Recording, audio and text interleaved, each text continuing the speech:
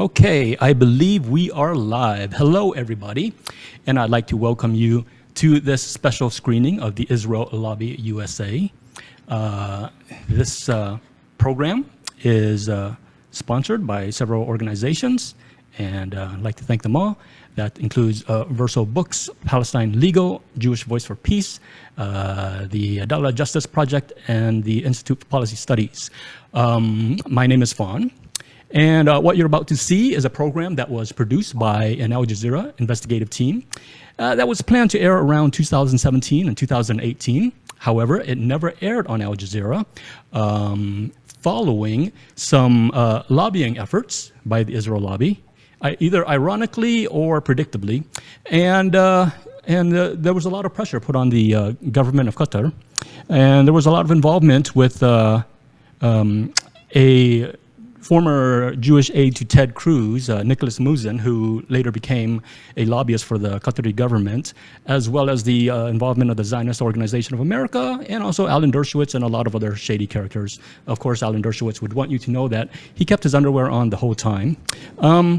The film is a little over 1 hour long, and following that, we will have a panel discussion with Sumaya Awad from the Adalah Justice Project, Liz Jackson from Palestine Legal, Noah Kulwin from Blowback Podcast, and Khury Petersen-Smith from the Institute for Policy Studies. So stay tuned for that. That will be following this live airing of the censored Israel Lobby program, so that's 1 hour. And then after the 1 hour showing, we will cut straight into the live panel discussion. Now, I have with me Caren Holmes, who was involved in the creation of this documentary. She was an organizer and researcher involved in it, and I'd like her to just say a few words and introduce this. So please, Caren.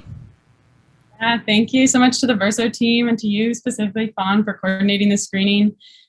You said it all so well, but just a really brief background on the film. In 2016, Al Jazeera sent undercover reporter James Kleinfeld to intern and network in the Israel lobby in Washington, D.C. Using a hidden camera, he filmed the lobby efforts to target, surveil, and smear advocates for Palestinian liberation. After pressure from the very lobby that the series was investigating, Al Jazeera censored the documentary. So while the film was never formally released, it was leaked online and hosted by Electronic Intifada. From the original 4 hour series, I created this subject-specific cut to highlight the Israel lobby's efforts to target Palestine activism on U.S. college campuses. I've shown this cut on campuses around the country with hopes that people better understand the counterinsurgent strategies being levied against this incredibly important freedom work. So yeah, I hope everyone enjoys the film, and thank you to Verso. Thanks a lot, Caren. Once again, the film will last 1 hour, and following that, please stay on to watch the panel discussion. So with that in mind, here we go.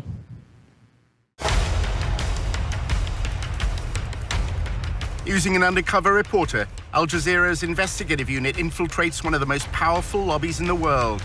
Getting $38 billion in security aid to Israel matters, which is what AIPAC just did. We examine how the lobby, led by AIPAC, the American Israel Public Affairs Committee, has secured unwavering support in Congress. Congressmen don't do anything unless you pressure them. And the only way to do that is with money.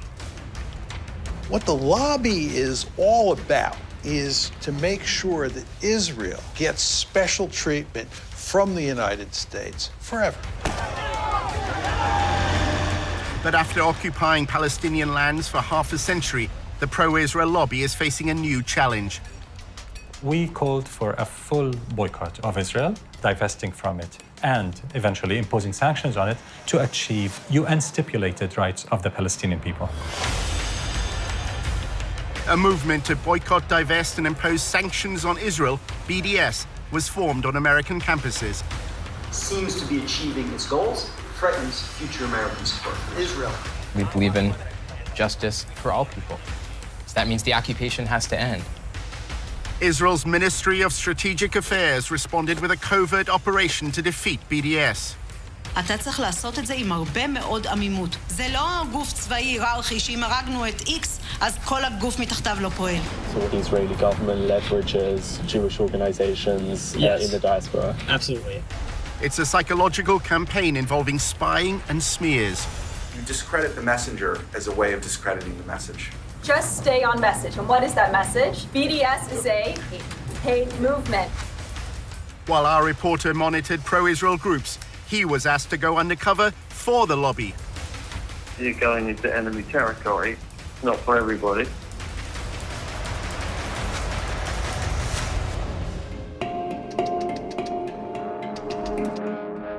Our undercover reporter, Tony, is British and Jewish and had recently graduated from the University of Oxford. He wrote articles and presented himself as a strong supporter of Israel. In Washington, he attended a course on the Israel-Palestine conflict. I'm from the UK, and I'm just taking a course at Georgetown here over the summer. He networked in the social circles of the pro-Israel lobby. Hi, I'm Rona. I'm Tony. Nice to meet you. Good to see you. I'm good. Good to see you. Hey. After building his profile, Tony was accepted on a training course in pro-Israel advocacy. Welcome to Fuel for Truth DC's second boot camp. Congratulations, everyone, to being accepted. What we're going to do right now is just kind of like introduce ourselves. I'm Daniel. In role-play workshops, they were instructed how to respond to criticism of Israel. Can I have a volunteer? Apartheid walls cutting off Palestine. Boycott Israel. Divest from Israel. Sanction companies that do business with Israel. It's kind of odd that you call it a wall, given that like 90% of it is fence. This is a photo. I see a wall. Why can't Israel do more to help, Tony? Our undercover reporter played the role of pro-Israel advocate. Israel's doing a lot to help the Palestinians. I say actually Israel is doing all the best that they can, but it's a tough situation. The businesses in Gaza can't freely send their trucks into Israel to sell their goods. I think you'll find that that's actually a misconception. They do allow their trucks, and what they don't allow is dangerous material. Okay, stop. After the course, Tony was accepted as a volunteer at a pro-Israel communications group called the Israel Project. It's Tony Kleinfeld. Kleinfeld. Like Seinfeld, but with a K. The Israel Project, known as TIP, describes itself on its promotional videos as a strategic communications group. At TIP, we believe we've found the answer. Israel's enemies have left the battlefield of the Middle East and are now fighting on the battlefield of public opinion. TIP's online promotion claims it shapes the way Israel is framed in the international media. TIP changes the way thousands of media reports appear every year. And then we add platforms of our own, getting people talking, taking command of the conversations. Weeks before he started, Tony discussed with a senior manager how TIP deals with the media. Things that you do loudly. A lot of them are things behind the scenes.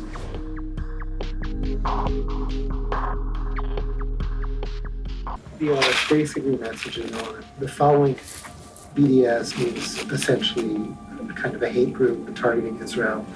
They're anti-peace. We try not to even use the term just because it builds their brand. We just refer to boycotters. The goal is to actually make things happen now.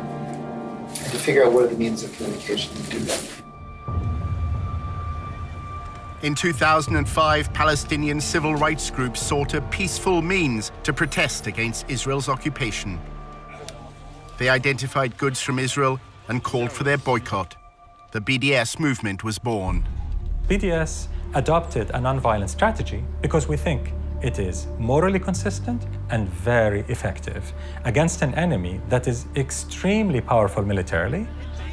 We called for boycotting Israel, divesting from it, and eventually imposing sanctions on it, as was done against apartheid South Africa, to achieve basic Palestinian rights under international law. Free Palestine! Long live! Over the past decade, BDS has grown around the world. By campaigning for Palestinian civil rights in land controlled by Israel, BDS believes it has exposed a deficiency in the moral defense of the Jewish state.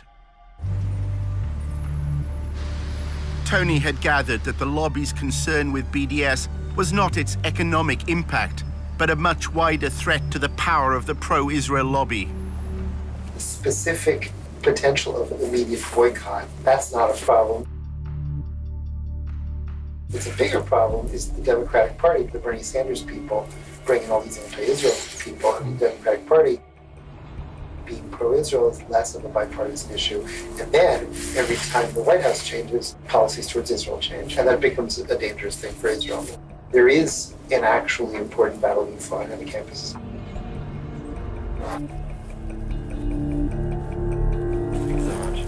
The Israel on Campus Coalition is a coordinating group at the front line of the battle against BDS. We built up this massive national political campaign to crush them and to fight back and to fight fire with fire.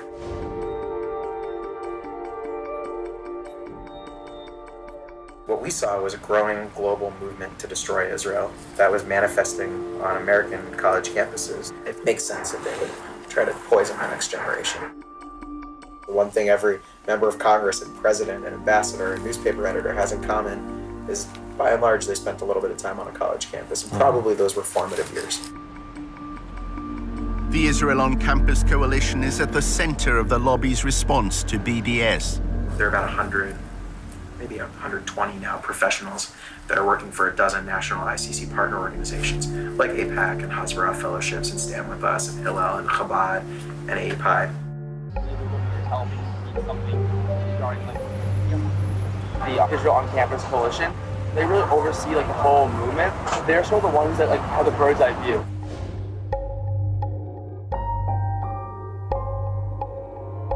Let's just say like next week, a BDS resolution comes to campus. So the ICC will be the ones, they'll organize a conference call with all the partners. So they might say, okay, stand with us, we need a little bit more of your help because we need something regarding like what's like BDS resolution. The campus newspaper wants us to write like an op-ed, so you guys help like the op-ed. So they'll sort of be the ones and they'll sort of be overseeing it. Stand With Us and the ICC have a particularly close relationship. Stand With Us holds an annual conference in Los Angeles. Its focus is on how to fight the BDS movement.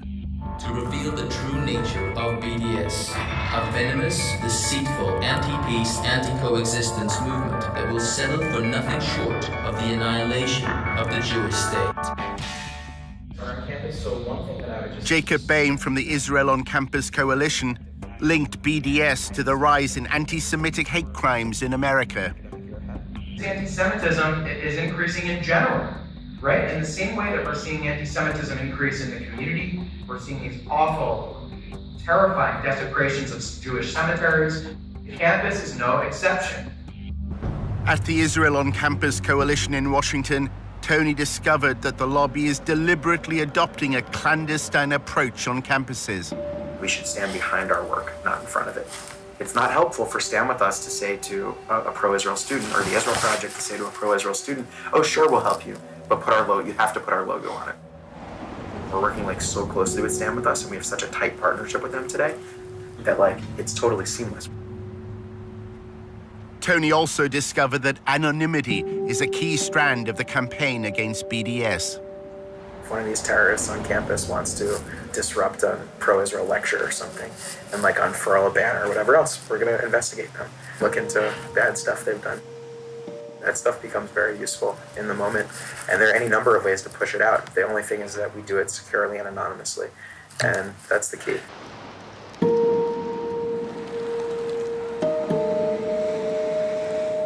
It was a Sunday. I was in the kitchen. My partner was in the living room with my daughter. Came in with her laptop, and she said, "You've got to see this." Bill Mullen has been a campaigner for the BDS movement for years. His wife had been sent a link to a website containing a letter addressed to her. This letter purported to be by a former student who said that she had been sexually harassed by me, and she had found other students at Purdue who had had the same experience, and she was writing this letter to tell their story.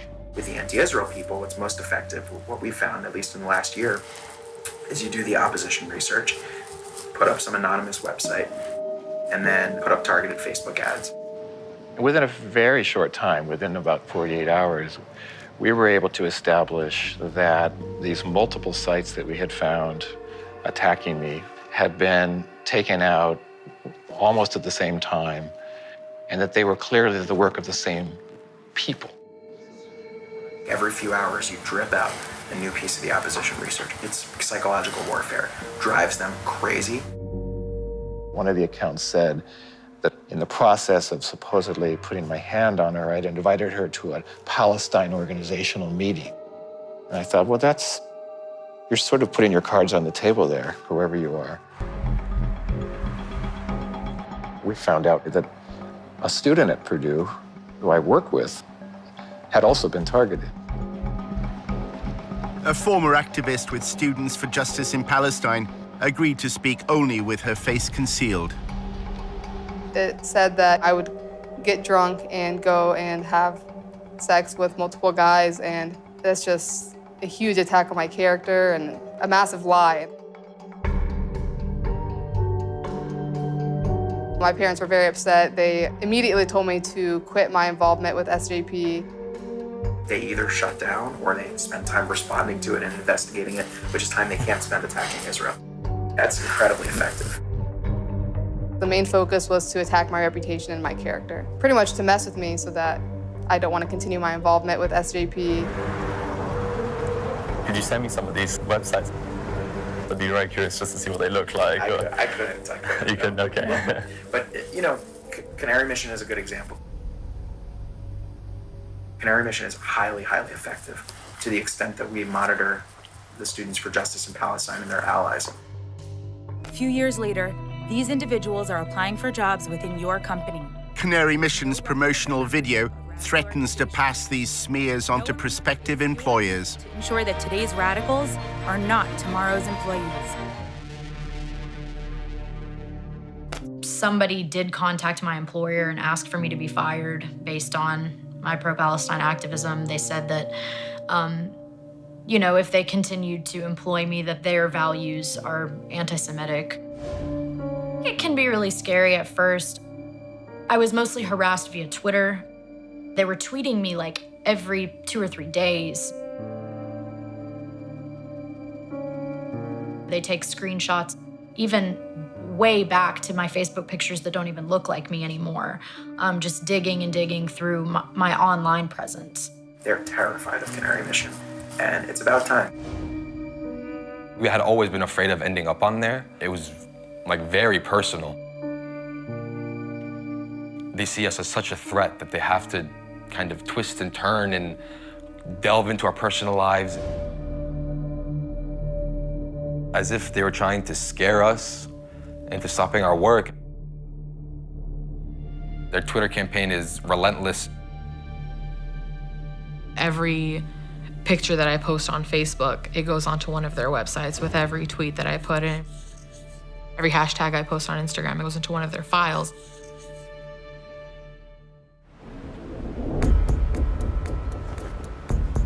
As he left his meeting at the ICC, Tony reflected on the way Jacob Boehme had reacted to his questions about Canary Mission. We do it securely and anonymously, and that's the key. It sounds very similar to like a Canary Mission and that kind of thing. Is that, Yeah. Are you guys like in touch with them at all, or is there any kind of, no? No, Canary Mission is totally anonymous. Yes. Yeah, I was it's wondering. hard to figure out who's behind it. Canary Mission is highly, highly effective to the extent that we monitor the Students for Justice in Palestine and their allies. We're doing it back. I mean, not we, but this anonymous group. We don't know who's behind it. I would ask where they get their money from, because ultimately that tells you where the control is. Our undercover reporter, Tony, is having a coffee with Eric, his boss at the Israel Project.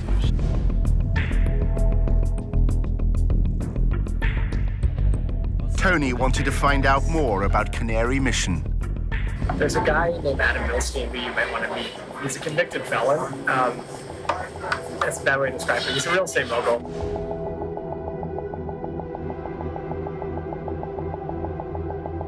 When I was working with him when I was at APAC, I was literally emailing back and forth with him while he was in jail. But he's loaded. I mean, he's close to $500 million. Adam Milstein has become a central figure in the lobby.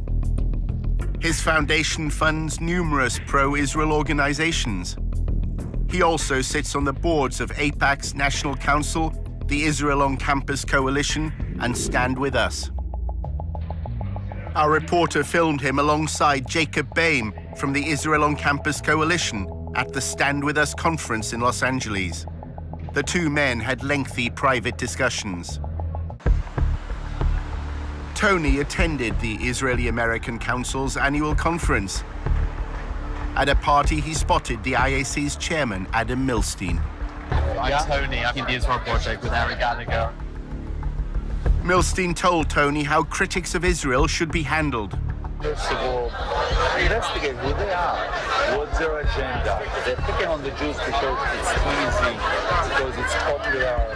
We need to expose what they really are, and we need to expose the fact that they're anti-everything we believe in. And we need to put them on the run. Right now, they can do whatever they like, terrorize us, and we are... How do we put them on the run, though? Doing it by exposing who they are, what they are, the fact that they're racist, the fact that they're bigot, that they're anti-democracy. Eric said wealthy pro-Israel donors now have the freedom to fight Israel's critics however they want. In this country, you have these billionaire types who are starting to realize, like, oh wow, I don't need to participate in the Republican or Democratic parties. I could build my own apparatus and have influence from Los Angeles or Detroit. And Al Milstein is one of those guys. And he funds the Israel Project. He does a lot of great work. Eric then made a remarkable claim when Tony asked about Canary Mission. Who are the people involved with them? It's him. Adam Milstein. Yeah, I don't know who he hired to oversee it. Adam Milstein. He's the guy who funds it. We need to expose the fact that they're anti-everything we believe in. We need to put them on the run. So Adam Milstein, he funds the Israel Project and he's funding the Canary Mission website. Yeah, which is interesting because it makes it seem as though we're a part of it, but we're not. Actually, I was involved with the effort to start the Name and Shame. He called a group of us to ask us what we thought. I told him actually I thought it was a bad idea, but he did it anyway. There's no one on their side doing it, so you don't have to worry about your reputation. They've lost the political argument. They can now do nothing but resort to personal smears against us. They can't engage us in discussions of the occupation. They can't defend apartheid. They can't defend the bombings in Gaza, but they can try to destroy our lives. The lobby hope that a new partnership with Israel's Ministry of Strategic Affairs will become a game changer in the fight against BDS. The Ministry of Strategic Affairs brings together this group called the Global Coalition for Israel. And it's like leading pro-Israel advocacy groups around the world.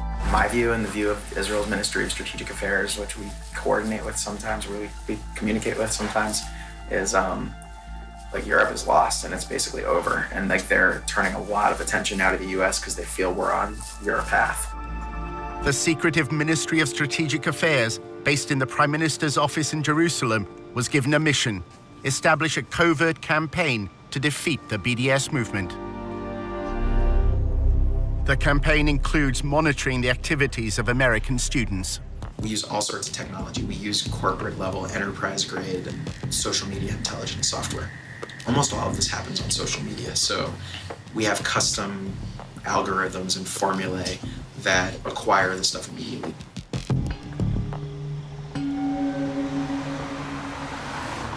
We are a different government working on foreign soil, and we have to be very, very cautious. We have 3 different sub-campaigns which are very, very sensitive regarding data gathering, information analysis, working on activist organization, money trail. This is something that only a country with its resources can do the best.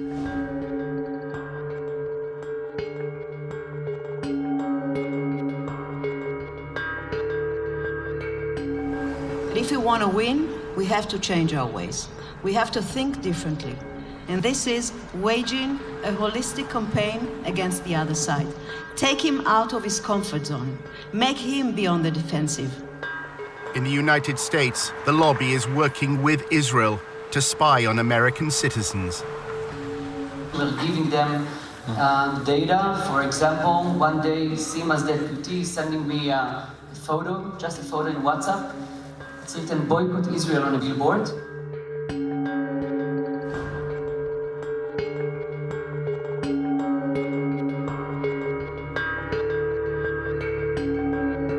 in a few hours, our systems and analysts could find the exact organization, people, and even their names where they live. We gave it back to the ministry. I have no idea what I did with this. But in fact, 3 days later, there were no billboards.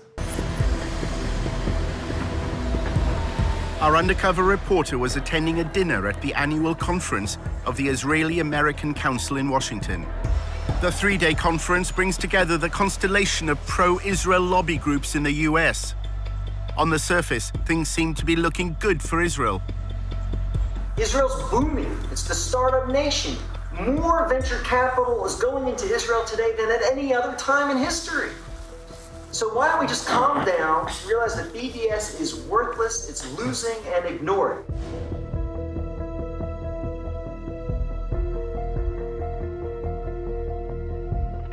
I don't think BDS was ever supposed to be about getting colleges to take their money out of Israel. So if we focus on the dollars, we could feel really good about ourselves. If we focus on the fact that an effort's being made to distance us, those who love Israel, from the rising generation, I think we need to worry. When you get to the millennials and the students, it's a bad situation. And it's getting to the point now where the majority is more favorable towards the Palestinians than the Israelis. While numerous speakers discussed ways to combat BDS, the lack of civil rights for Palestinians living under Israeli control was not raised. Nobody talks about the reason why BDS exists at all. What's the model for the BDS movement? The model is South Africa. So, was that a bad thing to do? An apartheid regime which denied equal rights to black South Africans was weakened and ultimately collapsed after a global economic and political boycott. They're worried that the BDS movement will get to the stature that the South Africa boycott got to. So they're trying to stop it now. In order to discredit the apartheid label, the lobby has launched a campaign to try to co-opt black South Africans. Black South Africans who were apartheid activists, who were brought to Israel, saw the reality, came home angry at BDS. They felt lied to. They felt that someone had tried to steal their narrative.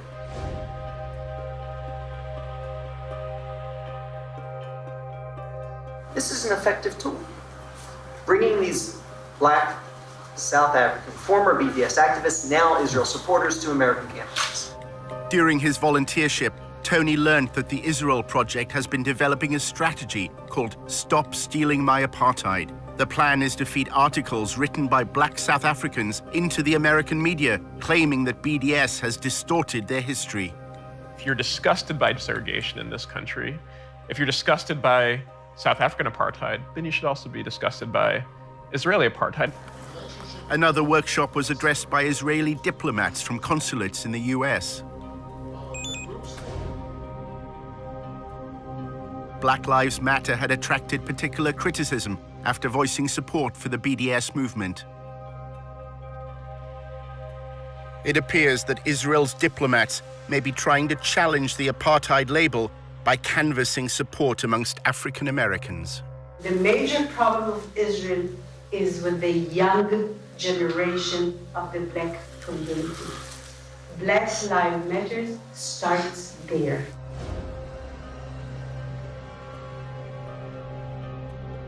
I had last week a dinner, sit-down dinner at my house with 40 people, which are considered the leadership of the black community, and very important people. They can be part of our doing an activity. Pro-Israel groups are trying to cultivate a new generation of black leaders that is pro-Israel by bringing them to AIPAC conferences on all expenses paid trips, by taking them on delegations to Israel. They're doing that because they're afraid of BDS and they're afraid of Black Lives Matter, which is this new struggle for black freedom that also sees black freedom as situated in a larger context. In 2014, Israel launched a siege of Gaza. In the same summer, police in Ferguson killed Mike Brown, and Ferguson rose up. And on the news at night, there would be both the latest out of Gaza and the latest out of Ferguson. There was solidarity that was expressed online with the Ferguson uprising. There were Palestinians who took to Twitter to cheer on the rebels of Ferguson and explain how to deal with tear gas.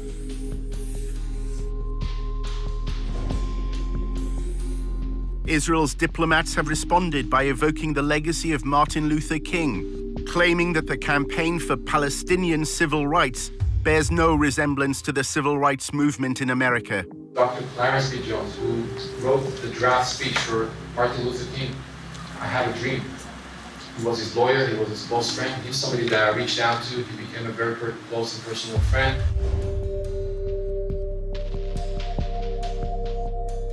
Because of that relationship, he published 3 articles in the Huffington Post explaining why their agenda was hijacked.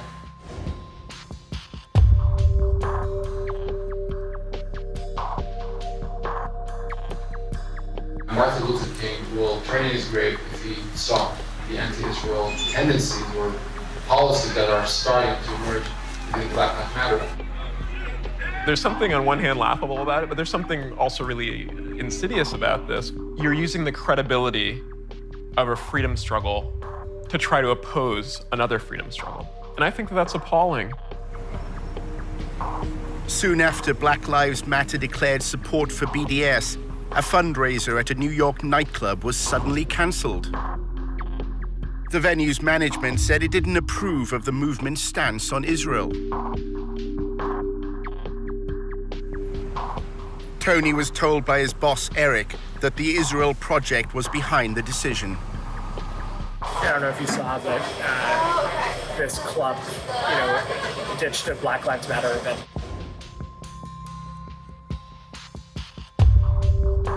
One of our donors, we just put in a call to him, and then he put in a call to the police. Wow, to shut down this Black Lives Matter event.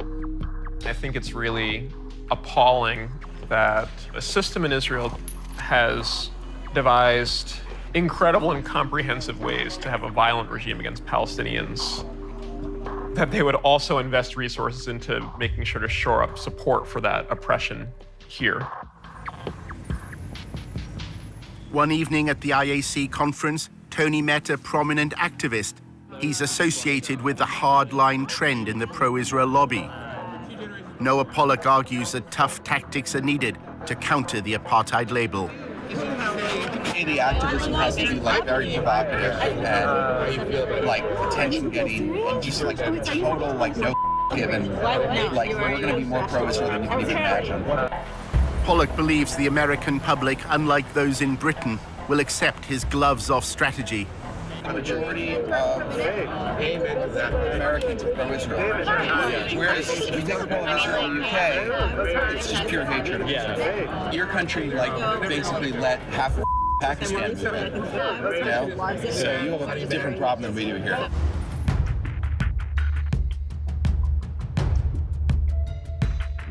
There is an actual direct connection between the people who are involved in raising money for Hamas and people who are involved in BDS activism on American campuses today.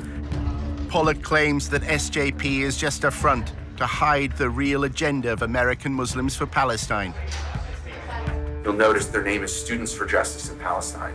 You don't hear the word Islamic, you don't hear the word Muslim in that name, and you hear the word justice, which is kind of a buzzword on campuses today. Everyone's for justice, right? You're not for injustice. The crowd that's kind of behind the scenes is actually a very Islamic radical cause. And if you actually get into the weeds on SJP, they've aligned with groups that are for not just the destruction of Israel, the destruction of America.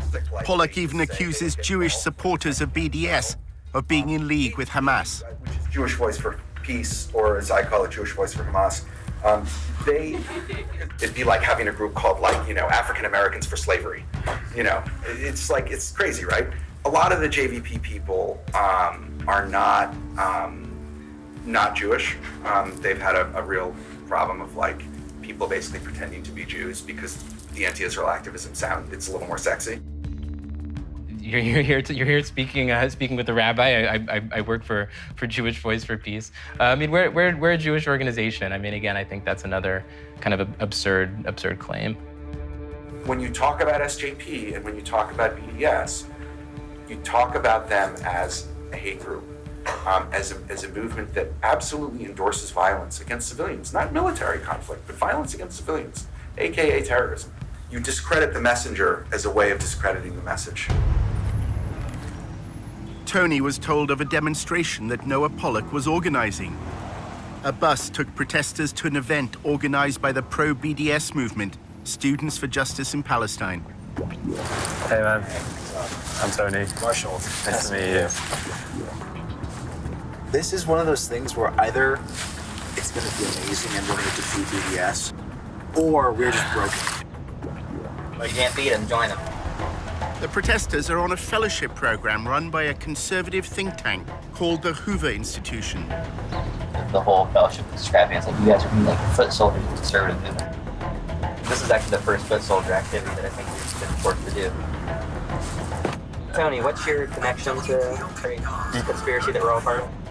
Yeah, the Israel Project. So you can't not come. Their plan is to disrupt the National Conference of Students for Justice in Palestine. Marshall said that the pro-Israel protest had been poorly planned. It's a very fly-by-the-pants procedure. It was basically just like Noah Pollock coming and being like, look, there are these jihadis who basically support suicide bombing, and they're at a campus, and you have to stop them. A chance to shout at Arabs? As we're leaving, we mentioned to our boss yesterday that we're going. She's like, oh yeah, that's mandatory. You need to go. While they've been told they have to take part in the protest, not everyone on the bus is convinced it's good for their reputation. Do you know what my worst nightmare is? I'm actually not kidding. It's a photo of Dion and I together, and we're just like clearly identifiable. And they're like, "Oh, we're these like traitors who sold out to the Jewish conspiracy for money." I'm like, "We did. We cost $50,000 plus benefits." As the bus leaves, they discuss whether there's any point in staging the protest. I'm just skeptical. Using the protesting tactic against them? That's not our demographic. They don't like. The reason protests work is when like the people involved really care about it and like want to be there.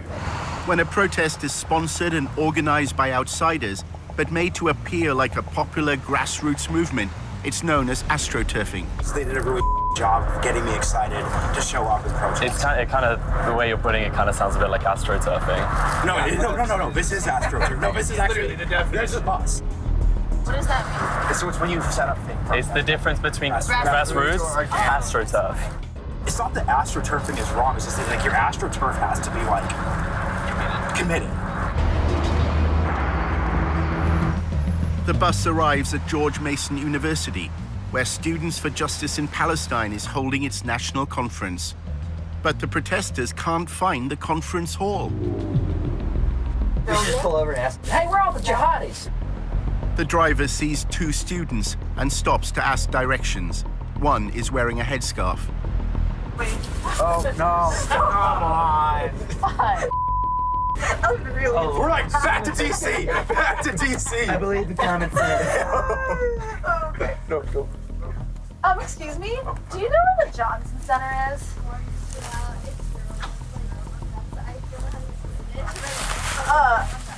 Okay, just go back down this. Okay, thank you. That was problematic. So this is off to a good start.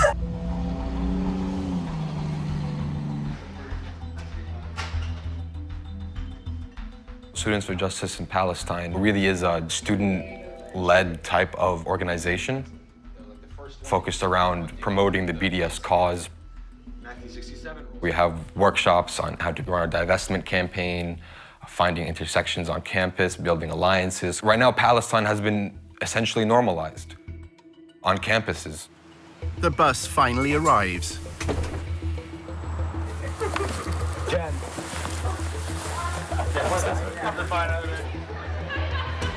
Noah Pollock's protest is not a student event. To avoid breaking university regulations, he's arranged a legal briefing. The SJP conference is on the 3rd floor, and we're going to go up and in a respectful and quiet way protest them. Yael is a legal expert and is going to talk a little bit about that.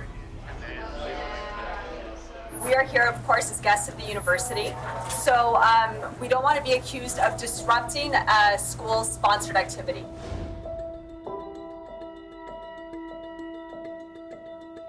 It is against the law to use abusive or violent language, so we're going to use peaceful, good language. If we see that they're doing anything that is bad behavior, don't engage, remain calm. If you do happen to speak with any reporters, just stay on message. And what is that message? SJP is a hate group. BDS is a hate movement. The only other thing you probably want to mention is that SJP endorses violence, terrorism, things like that. And you guys are going to be great. We're not there to provoke. We're not there to have any sort of incident at all. We're nice people. We start seeing groups of people coming towards us who don't seem familiar, and then brandishing Israel flags and then posters and signs. Tony joined the demonstration. No, I'm not. Support democratic society. But if you don't watch this, SJP, what do you think of this? You agree? Resistance? Child suicide bombers? How do you respond to such a wild accusation that's not grounded in anything and that's just designed to shift attention? Oh wait, we support suicide bombers. That's ridiculous. Before that, social justice left supports radical terrorism. You don't want dialogue? We're here to talk to you. Turn your backs. You'd think if like they were gonna do it, they'd try to shake it up and mix it up with new accusations. We don't support radical Islamic terrorism in this country. We don't support suicide bombers. Cowards who kill children and women. They leave orphans. We don't support that. Kill babies in strollers. That'll bring peace. Yeah, Palestinian terrorists all over Israel. That would be it. Real baby killers, these terrorists. They kill women, they kill children, they don't care about anything. Rape women too, all the time. It takes a lot to hear this and not respond, and to turn your back to them and to not look back at them. Thank you, SJP. Good luck with your jihad. They were very frustrated at the fact that we weren't responding. They're saying, they're not even responding. They're not even responding. Look at how they wave a Palestinian flag at our country. Look at this. Despicable. These are the real basket of deplorables. These are the deplorables, people. They cower behind radical Islamism. They don't engage in dialogue because they can't win the war of ideas. There's no responding to our content, because there is no refuting our content. Our content is grounded in human rights, morality, ethics, international law. The staged protest had minimal impact on the students at George Mason University. But the headlines shared on social media tell the story Pollock wanted.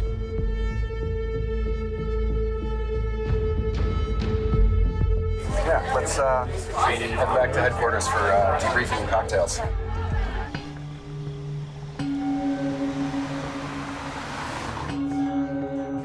Tony was attending a party run by an advocacy group that he'd joined.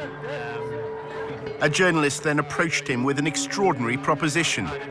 He wanted Tony to work undercover for the lobby at a meeting of BDS activists. For the Algeminer, so we're trying to recruit someone to go undercover just to go there and just see what's going on. And I think the person would get paid for it too.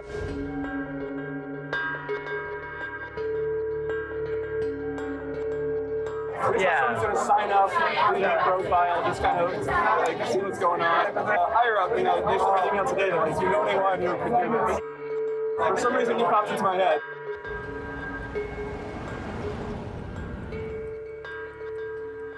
A few days later, a journalist from the Allgemeine contacted Tony. It would be undercover and has to be kept pretty quiet. We would like to have some recording device on your person. Any level of potential danger or, difficulty, violence or verbal assault, none of that concerns you or puts you off? No, because I think I'm pretty good at just being kind of zen in the face of verbal assaults. The Allgemeine claims to be the fastest-growing Jewish newspaper in America. It pays particular attention to events on college campuses. We're working on a project now about ranking U.S. universities and colleges in terms of their anti-Semitic and anti-Israel activity. We have a campus bureau that monitors this sort of behavior and these incidents and these campaigns all day long, all week long. The Allgemeine often reports that anti-Semitism exists amongst pro-Palestinian student groups. The language that comes from those arenas move into that sphere of the new anti-Semitism, which is anti-Israelism. And that's a big focus at the Campus Bureau, looking at the blurring of those lines and where those boundaries have eroded. As journalists, right, exposure is the goal, exposing truth. A short time later, the Allgemeine contacted Tony once more to discuss his proposed mission to work undercover at a BDS event. The editor explained what they wanted. One of the projects that we've been looking to do for quite a while is to try and infiltrate some of these groups, get undercover and discover what they're about from the inside. You explain the war, it's a hostile environment and there's some risk involved.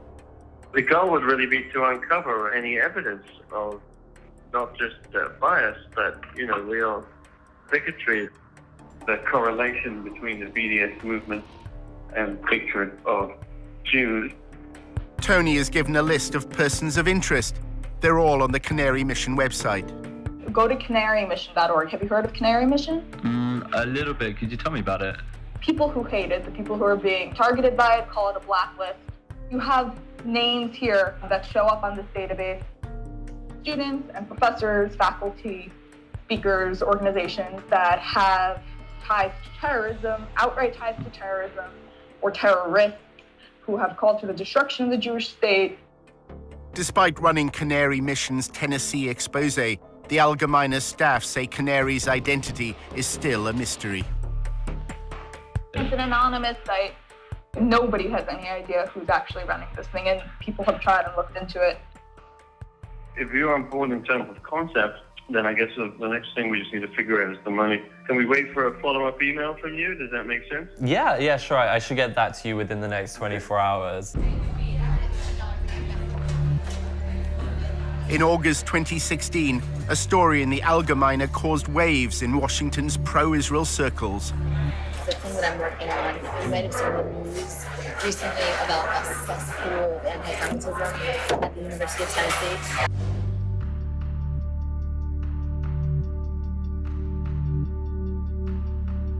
So the expose was on these anti-Semitic tweets. They uncovered 14 current students, 5 recent graduates at the University of Tennessee that had tweeted all of these horribly anti-Semitic things.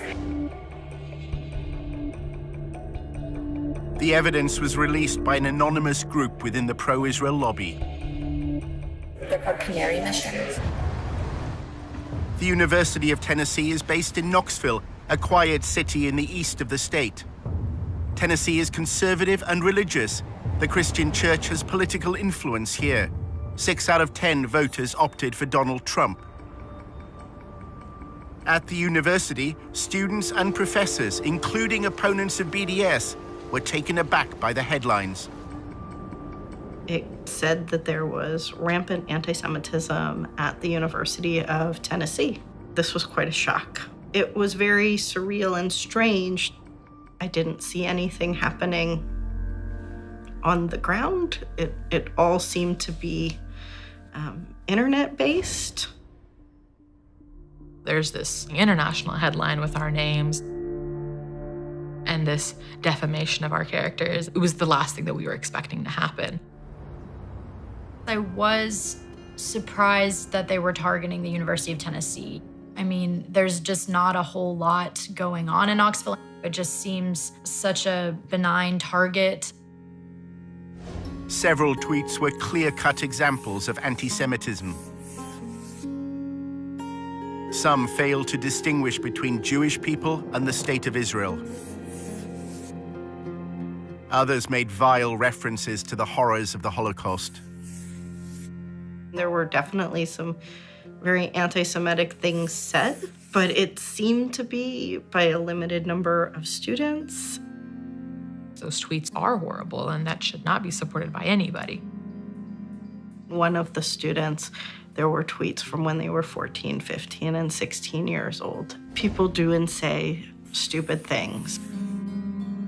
I was really horrified that you had essentially this blacklist of students. Shortly after being named by Canary Mission, posters and flyers linked BDS supporters to Hamas. There was a list of most of the names of the students that were mentioned in the Canary Mission. All I kept seeing were flyers all over the place. Like, they'll put it on cars, they'll put it on side tables in the student centers and stuff like that. That kind of scared me, to think that there are actually people physically on campus posting these things. Back in Washington, Aviva is drafting a letter to the University of Tennessee on behalf of the Brandeis Center. They want the university to take a stand. We're telling them that basically they need to issue a stronger statement. They need to investigate the students that were involved. They need to offer education and training. In addition to drawing attention to those responsible for anti-Semitic tweets, their orchestrated release served another purpose. It's part of a wider campaign by the pro-Israel lobby. The problem right now, I think, on universities is that administrations don't realize that anti-Israel statements or anti-Zionist statements often are also anti-Semitic. To find out what anti-Semitism means for the lobby, Tony visits Aviva's boss at the Brandeis Center for Human Rights in Washington. Despite its name, it's a pro-Israel lobby group. Hi. It's great to finally meet you. Really good to meet you. Kenneth Marcus is involved in the lobby's attempt to redefine anti-Semitism in a way that could include criticism of the State of Israel.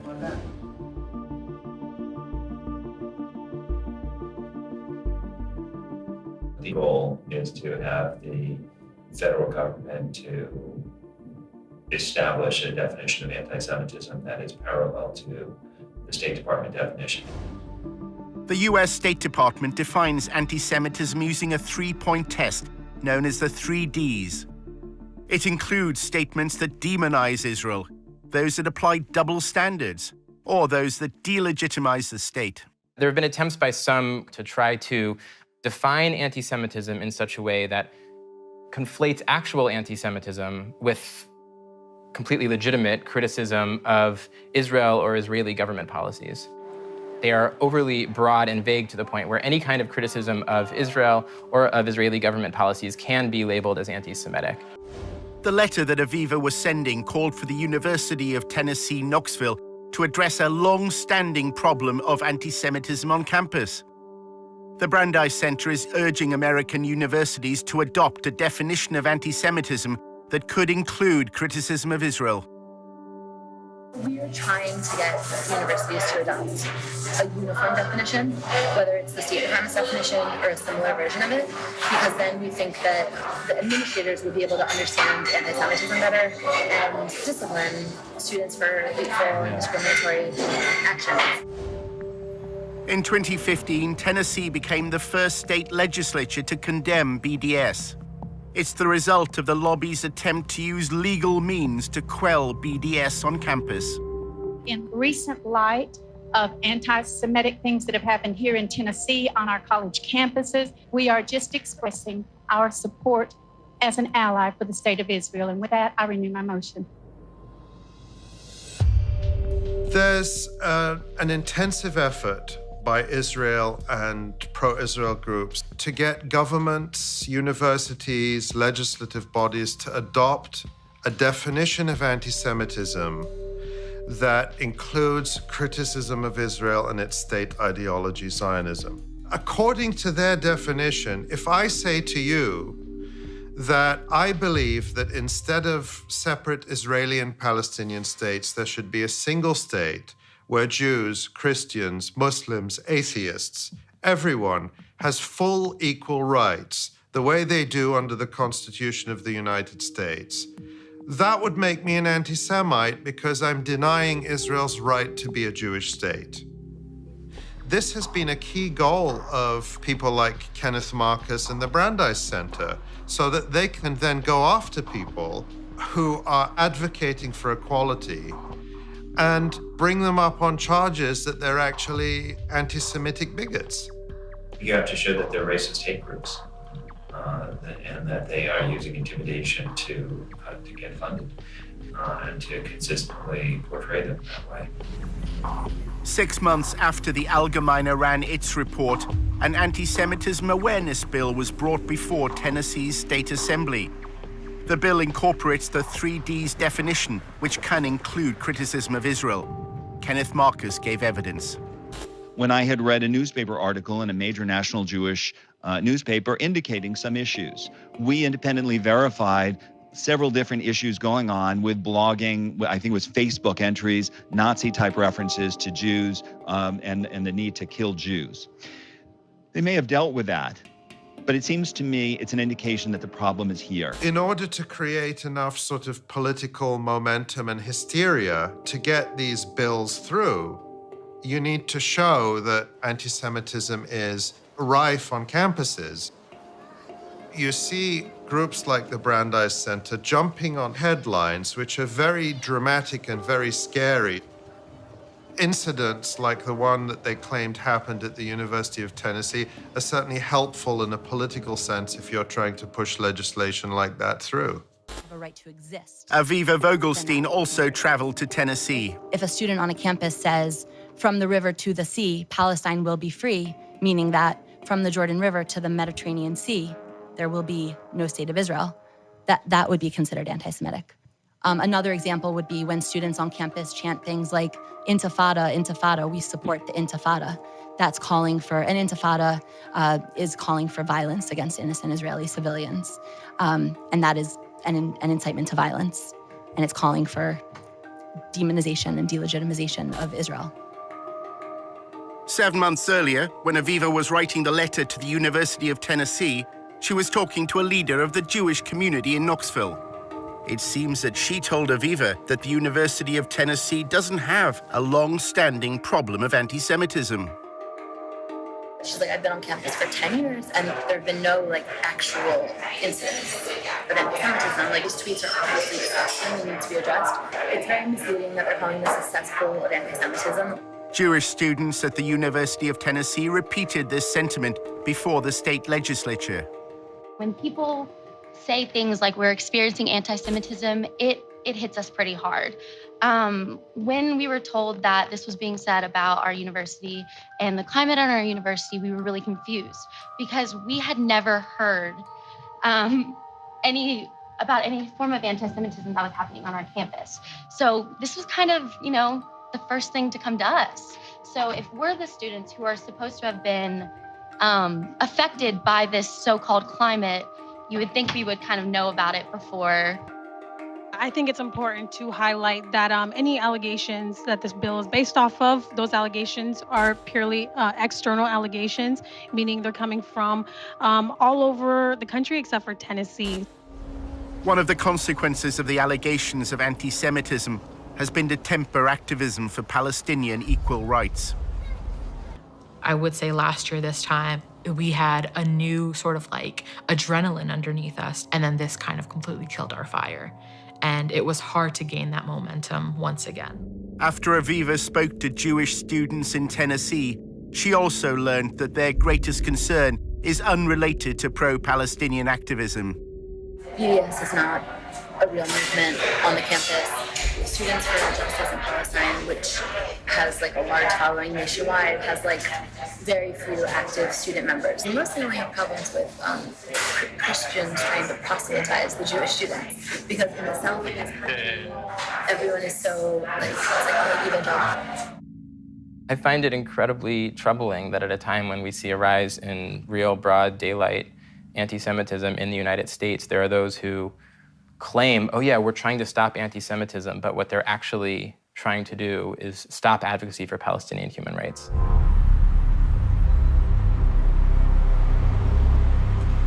Our investigation into the role of the Israeli state at US campuses led Tony to an employee at the embassy in Washington. She's American, and her job is to analyze BDS activity for the Israeli government. So nobody really knows what we're doing, but mainly it's been a lot of research, monitoring BDS things and reporting it back to the Ministry of Foreign Affairs and making sure everyone knows what's going on.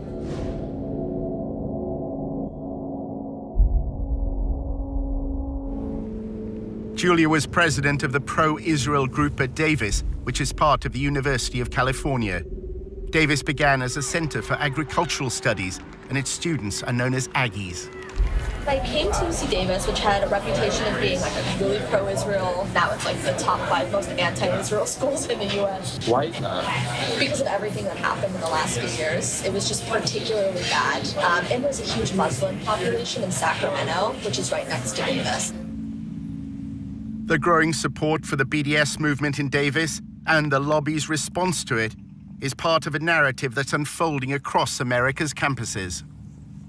Students for Justice in Palestine, or SJP, brought a divestment motion before the Student Senate. I was very, very nervous. The entire room was filled. I think we had about 600 students and people from the community coming in to witness this vote. I am here today because, quite frankly, I am ashamed. I am ashamed of my university for supporting apartheid genocide of my people in Palestine. Julia and her pro-Israel allies had already decided that they didn't want to debate. At 4 a.m. the night before, me and my team were you're gonna lead the walkout. And I was like, okay. And they're we're gonna film it just for our own purposes. I was totally cool. So when everything was happening, we went into it knowing we were going to lose. So our strategy was how to ultimately win while losing the vote. Good evening. My name is Julia Rivkin, and I'm the president of Aggies for Israel. Students streamed the hearing online. The pro-Israel group also filmed it with another purpose in mind. Their videos would play a key part in the story that was to unfold in the days ahead. We have been ignored and disrespected year after year, but we have never been silenced. We are a beacon of peace and inclusion on a campus plagued by anti-Semitism. This is our victory. And we who are victorious need not legitimize the words spoken in this empty hearing. So if you are here tonight in opposition to this resolution, I invite you now to stand up, really stand up, and join me in walking out of this room. Our thought was to control the narratives by having the speech. We wanted it to cause attention. We wanted everyone to see us walking out to show that this doesn't represent us, or shit about this. So that's how we kind of formulated it. That day, all of us released 50 op-eds in major news sources, so that when people made a hashtag and a whole thing trending, so when people opened their Facebooks, it wouldn't be them celebrating their victory, it would be us sharing our stories.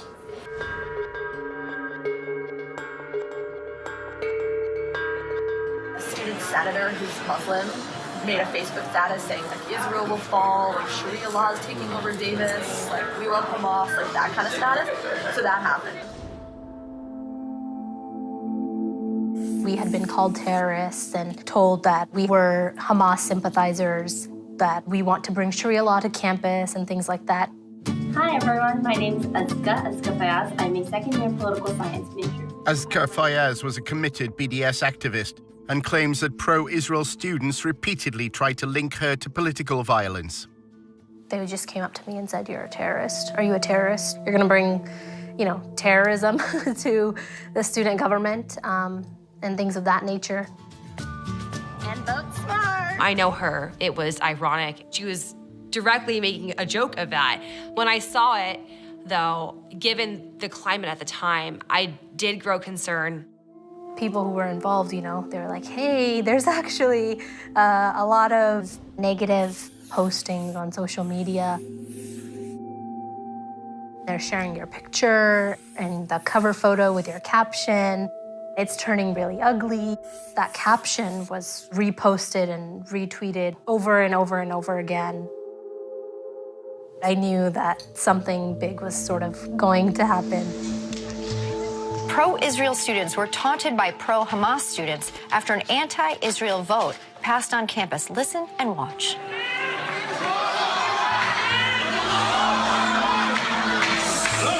And right after the vote passed, a student senator posted this on Facebook. Hamas and Sharia law have taken over UC Davis, BRB crying over the resilience. Anger and tension running high at the University of California Davis campus. What you just saw played out late last week as the Student Government Association voted on a resolution to boycott the Jewish state of Israel. They kept showing it over and over again. And then they just said that the Muslim students forced the pro-Israel students to leave the room.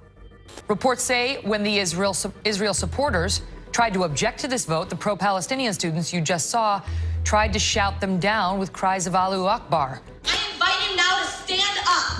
Really, stand up. And join me in walking out of the room. Of course, we know that they left willingly, and they stated that they were going to walk out of the room. It's incredible to hear Allahu Akbar shouted in the middle of this university. And what does that represent, Megan? The subjugation of women, the torture of homosexuals, the torture of Christians, the crucifixion of Christians. That's what it has come to represent, and that's what they're shouting. Were you in touch with the embassy, or were you in touch with like any groups? Pretty much all of the groups, not the embassy, I guess our consulate. As well as the Israeli consulate in San Francisco, Julia's anti-BDS campaign had the guidance of several pro-Israel lobby groups. Stand With Us helped us a little bit in terms of actual research on the speech. They gave us some legal research type stuff. I'm always biased and want to work with AIPAC, so they kind of helped for moral support. And David Project helped us a little bit. It was more help gaining contacts in the media world.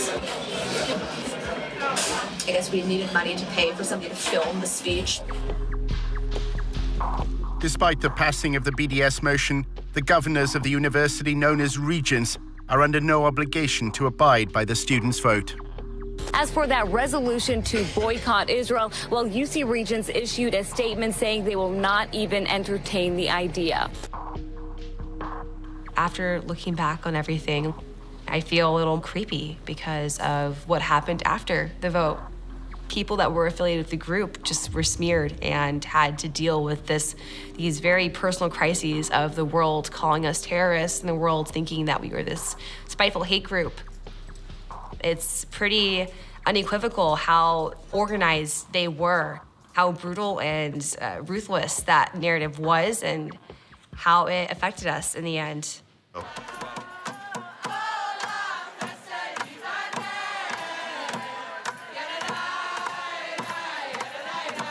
Outside AIPAC's 2017 annual conference, the first protesters were American Jews.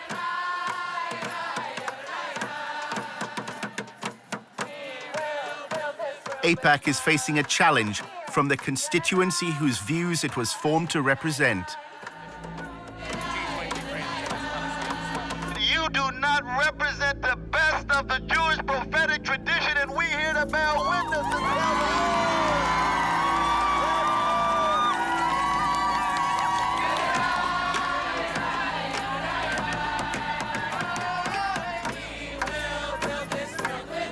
One of the groups involved was Jewish Voice for Peace. The work that Jewish Voice for Peace does is grounded in Jewish tradition, the most basic Jewish and human values, that every single person has inherent worth and dignity and should be treated with respect. We then see what's happening to Palestinians, the occupation, the displacement, the inequality, and say we need to end those things.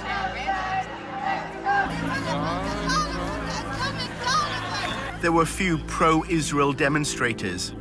Most wanted to project their strength through Israel's relationship with the United States.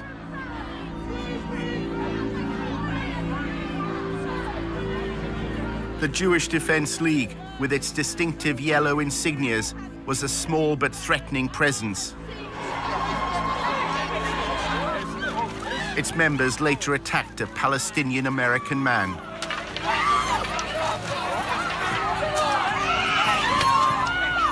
I can't breathe! I can't go!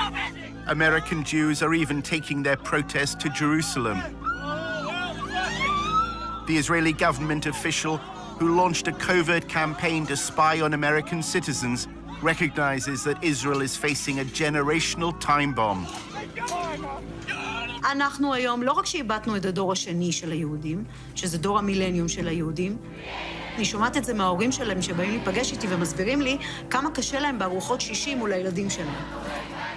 שלא מכירים במדינת ישראל ולא רואים בנו איזה אנטיטי שצריך להריץ אותו.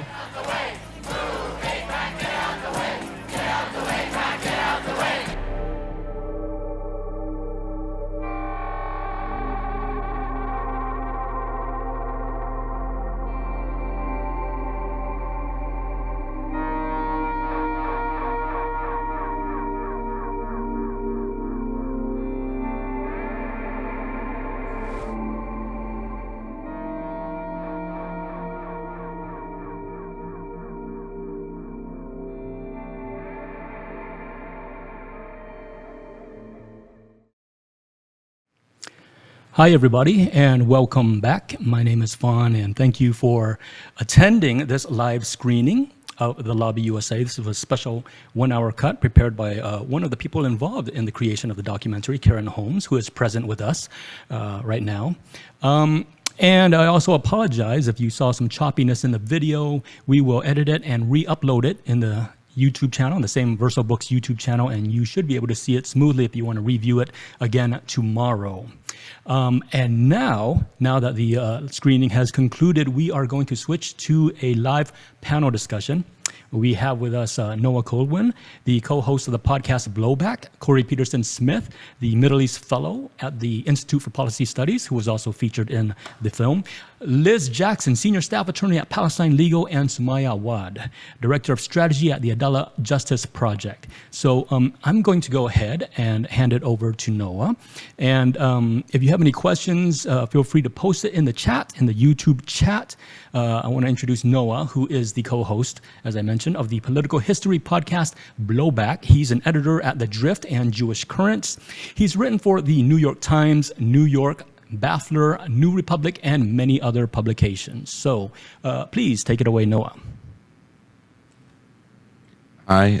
First, I just want to say thank you to Caren Holmes for asking me to be on this panel, and to all of the event sponsors for putting this on, to Sumaya Awad, Liz Jackson, Khury Petersen-Smith for participating, and everybody tuning in online. So thank yous all around. The first thing I want to do, for the sake of clarity, is to define some of what the viewers just saw in this portion of Al Jazeera's Lobby documentary, and to add some context around the edges. I apologize if I repeat things that others will be saying, or repeat some of what was in the movie. And then for the second half, I want to talk about the political dilemma posed by the Israel lobby vis-a-vis charges of anti-Semitism. Accusations of anti-Semitism as a way of diffusing, marginalizing, and attacking pro-Palestinian voices, and frankly Muslim voices more generally, are a difficult but not new challenge. But the immolation of the British Labour Party was, I think, a real wake-up call for people on the lookout for the political weaponization of anti-Jewish bigotry, as are the persistent campaigns against BDS supporters. And of course, one of the primary venues where literally millions of dollars get spent for this weaponization is on college campuses. So now to my first point, the Israel lobby. At large, what are its constituent parts and how are they mobilized? Broadly speaking, outside of the college campus, the Israeli government operates, funds, and otherwise collaborates with friendly agencies and NGOs to get politicians and the media to do what they want. Think tank fellows who appear frequently on cable TV, no disrespect to Khury, anti-Trump and pro-Trump Twitter pundits. The Israeli government and its friends in the UAE and Saudi Arabia have helped nurture awful American bipartisan foreign policy, both on the airwaves and on Capitol Hill. AIPAC, quite famously, is the most effective bundler of money on behalf of pro-Israel politicians. Though nobody in Washington talks like it's greasy cash for influence lobbying, that's what it is. And this component of the Israel lobby helps explain why the Israeli government's agenda is never far from Washington's mind. But the lobby isn't just a force present in DC. As we know, part of what makes the lobby so powerful is that it can shape politics in state houses and universities around the country.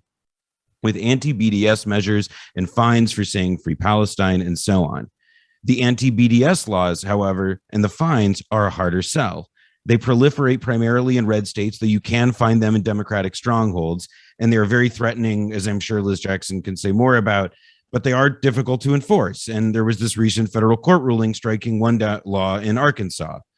College campuses, though, where minds are molded and blah, blah, blah, this is more nebulous and thorny territory.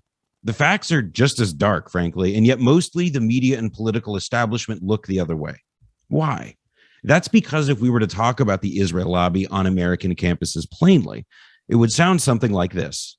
On college campuses, the Israeli government, through intermediaries and allied interests in the United States, has for years conducted campaigns of surveillance and suppression against left-wing and minority student activists on campuses across the U.S. As viewers just saw, Julia Rifkind, an Israeli embassy staff member, told Al Jazeera's reporter that she gathered intelligence and then kicked this intel to the Ministry of Foreign Affairs and the recently shuttered Ministry of Strategic Affairs.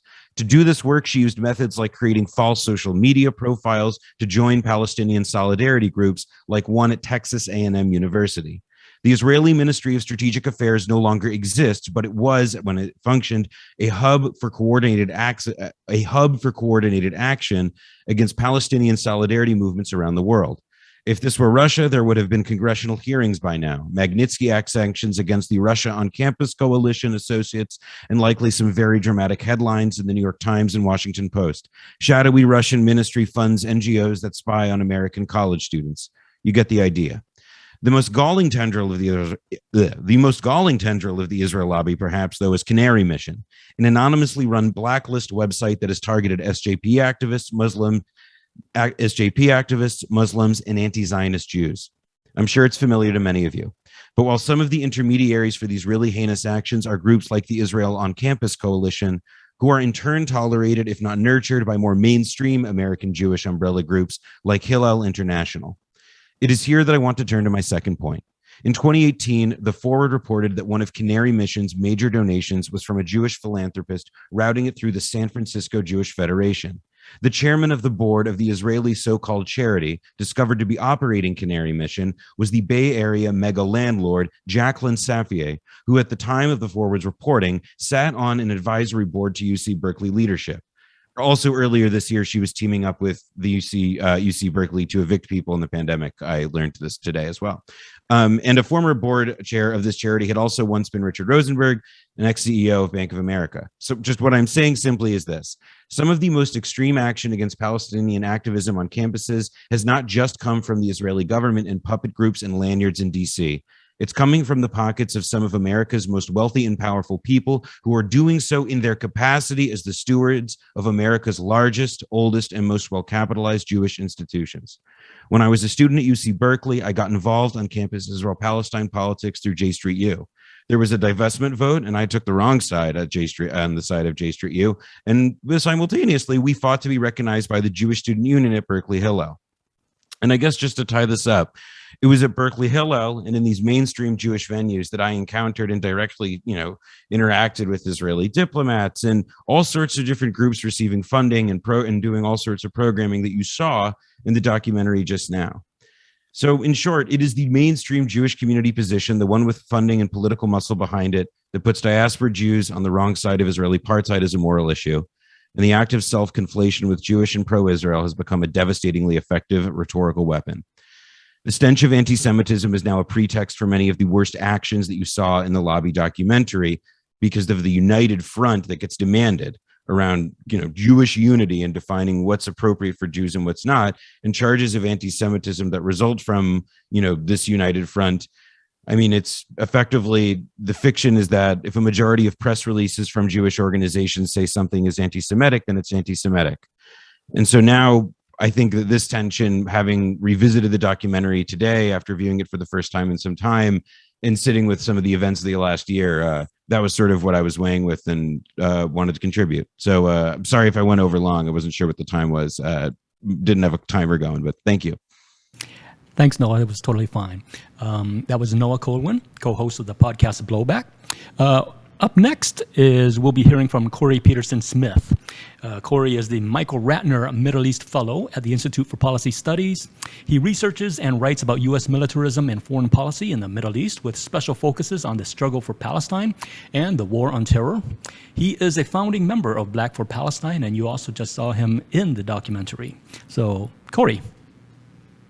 Thank you. And I've got to say thank you, Noah, for those remarks, for your clarity, for your honesty, and yeah, gratitude that you're on this side now and we're all on the same side here. And just gratitude to Verso Books for everything you do every day to promote left politics in this country and around the world, and for hosting this tonight. Gratitude to my fellow panelists, Noah, Sumaya, Liz, Caren, for this incredible film. The organizations represented here, Jewish Currents, Palestine Legal, Adalah Justice Project. This is like a really special gathering, so I'm really honored to be here.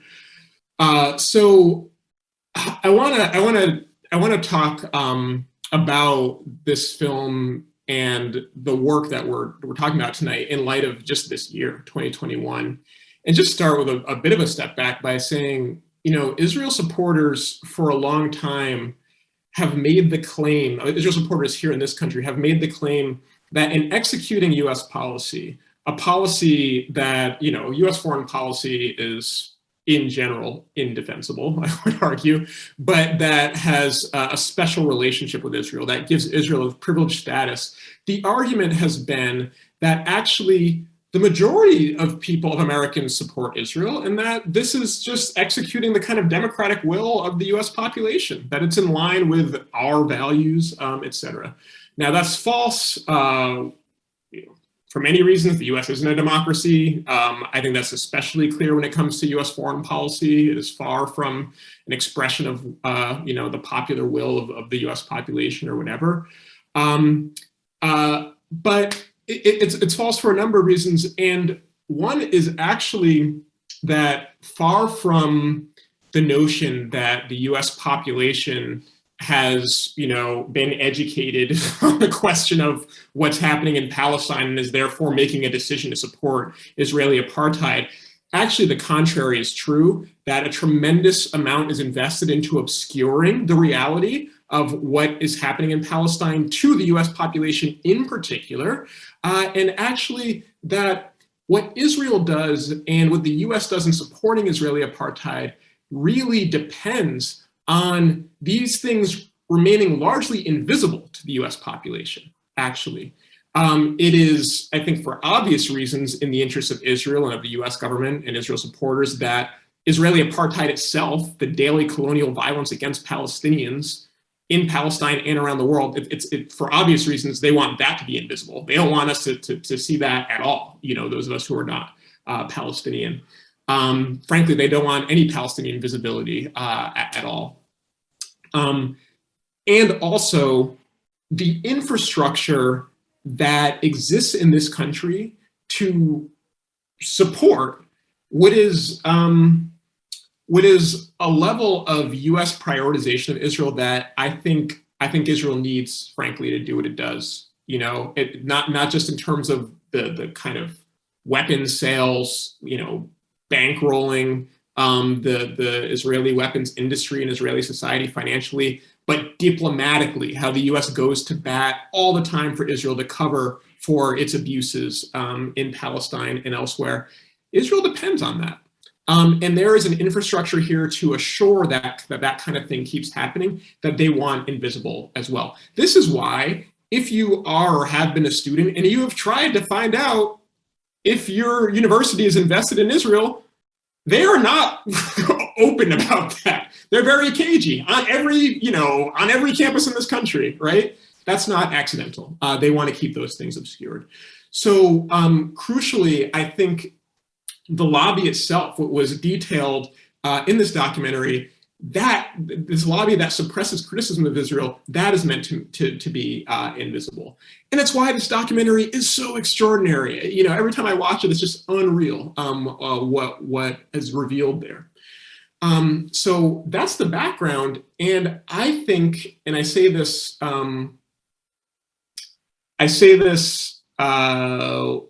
with a kind of trepidation and a kind of hope. I think that 2021 is a really important year when it comes to actually building Palestine solidarity in this country and challenging US support for Israel. The trepidation is because so much of why this year is a turning point is because the level of Israeli violence is just so severe. And frankly, they're gearing up for more violence. So that's horrifying. But I say it with hope because I've actually been heartened by what I see as a new conversation in this country about Israel, about Palestinians, and about US support for Israel.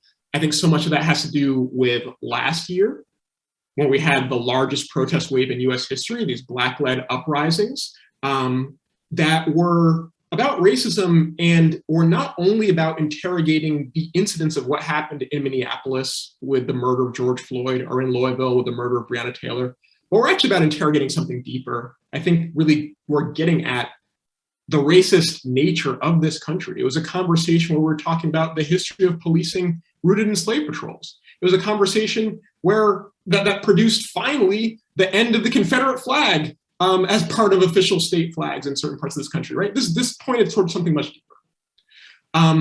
And it opened a lot of eyes in this country. And with those same eyes, I think a lot of Americans saw what happened in May in Palestine, first in Jerusalem. They saw the police abusing Palestinians at the Al-Aqsa Mosque and saw the police pushing people out of their homes in Silwan and in Sheikh Jarrah. And they said, this is messed up and also this looks familiar. I've seen police that act like that. And a lot of people were not surprised then to find out that's not a coincidence. Actually, Israeli police and American police trained together, right?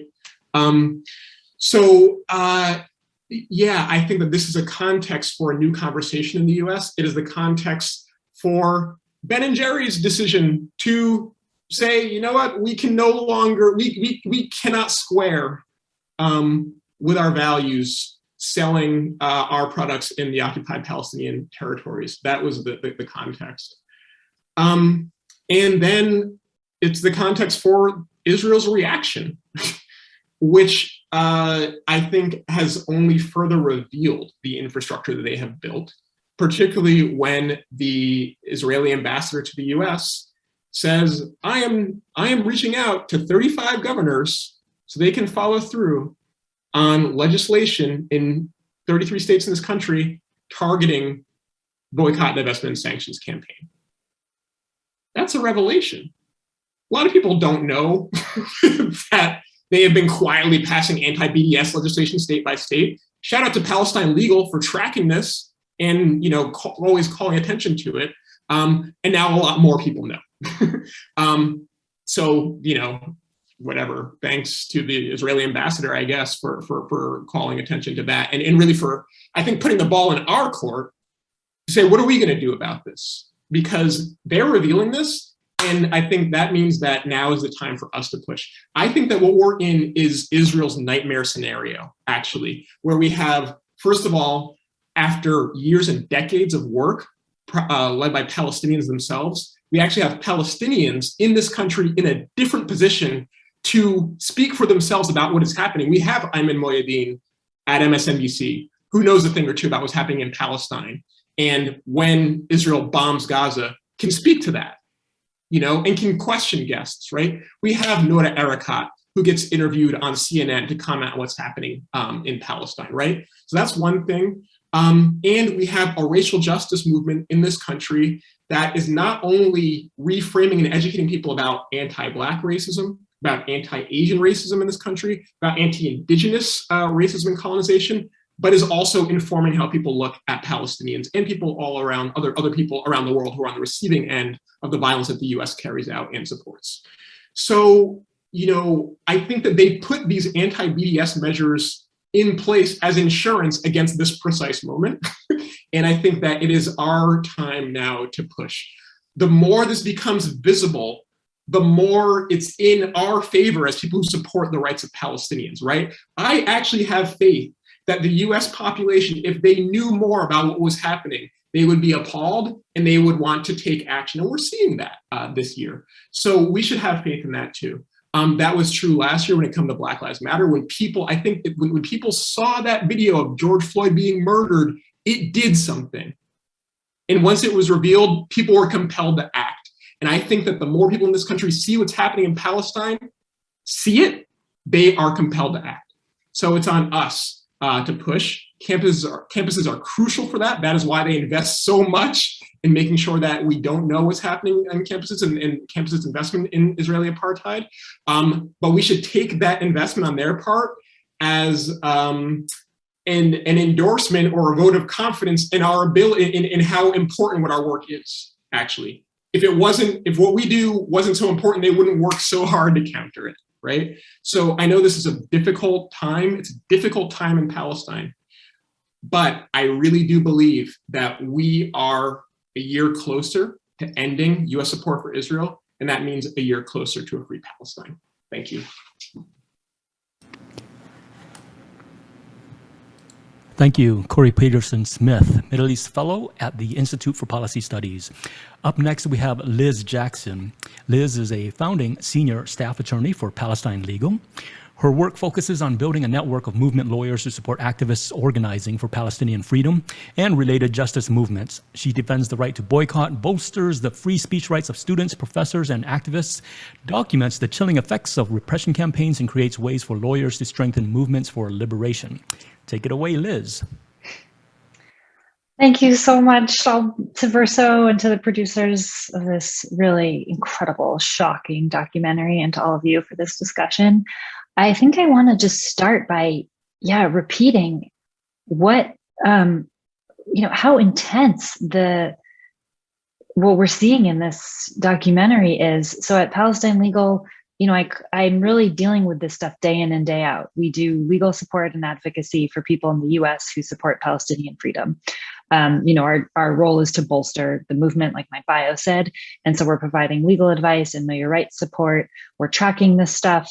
We're following and studying the legislation, and we're getting calls every day from people who are fired from their jobs because of Canary Mission, who are being surveilled, harassed, really ugly cyberbullying where people have to be in safe houses. And the whole gamut, and the personal harms are intense. And I want to talk about that if I have time.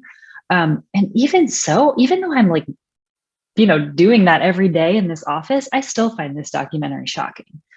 And the piece that even though I've seen it before and I know this, I just really want to point out how crazy it is that these operatives are bragging about the fact that they are trailing people with basically state-supported surveillance, are creating fake news, creating infrastructure to put fake news on blast and harass people. And that line at the beginning where, what's his name? Jacob Bain says, this is so effective because they either, these anti-Israel people either shut down or have to spend their time responding. And that's less time that they can attack Israel. And this is psychological warfare, that they're bragging about this. And there's a huge apparatus to enact this psychological warfare. And after this documentary came out, where was the condemnation? And I'm actually, I think maybe Caren can speak to that, but I would like for all of us to hear again about what was the reaction to this documentary, aside from it being censored via state apparatus. What happened to, where was the condemnation among liberal Zionists or people who supposedly kind of find this tactic to be a little distasteful?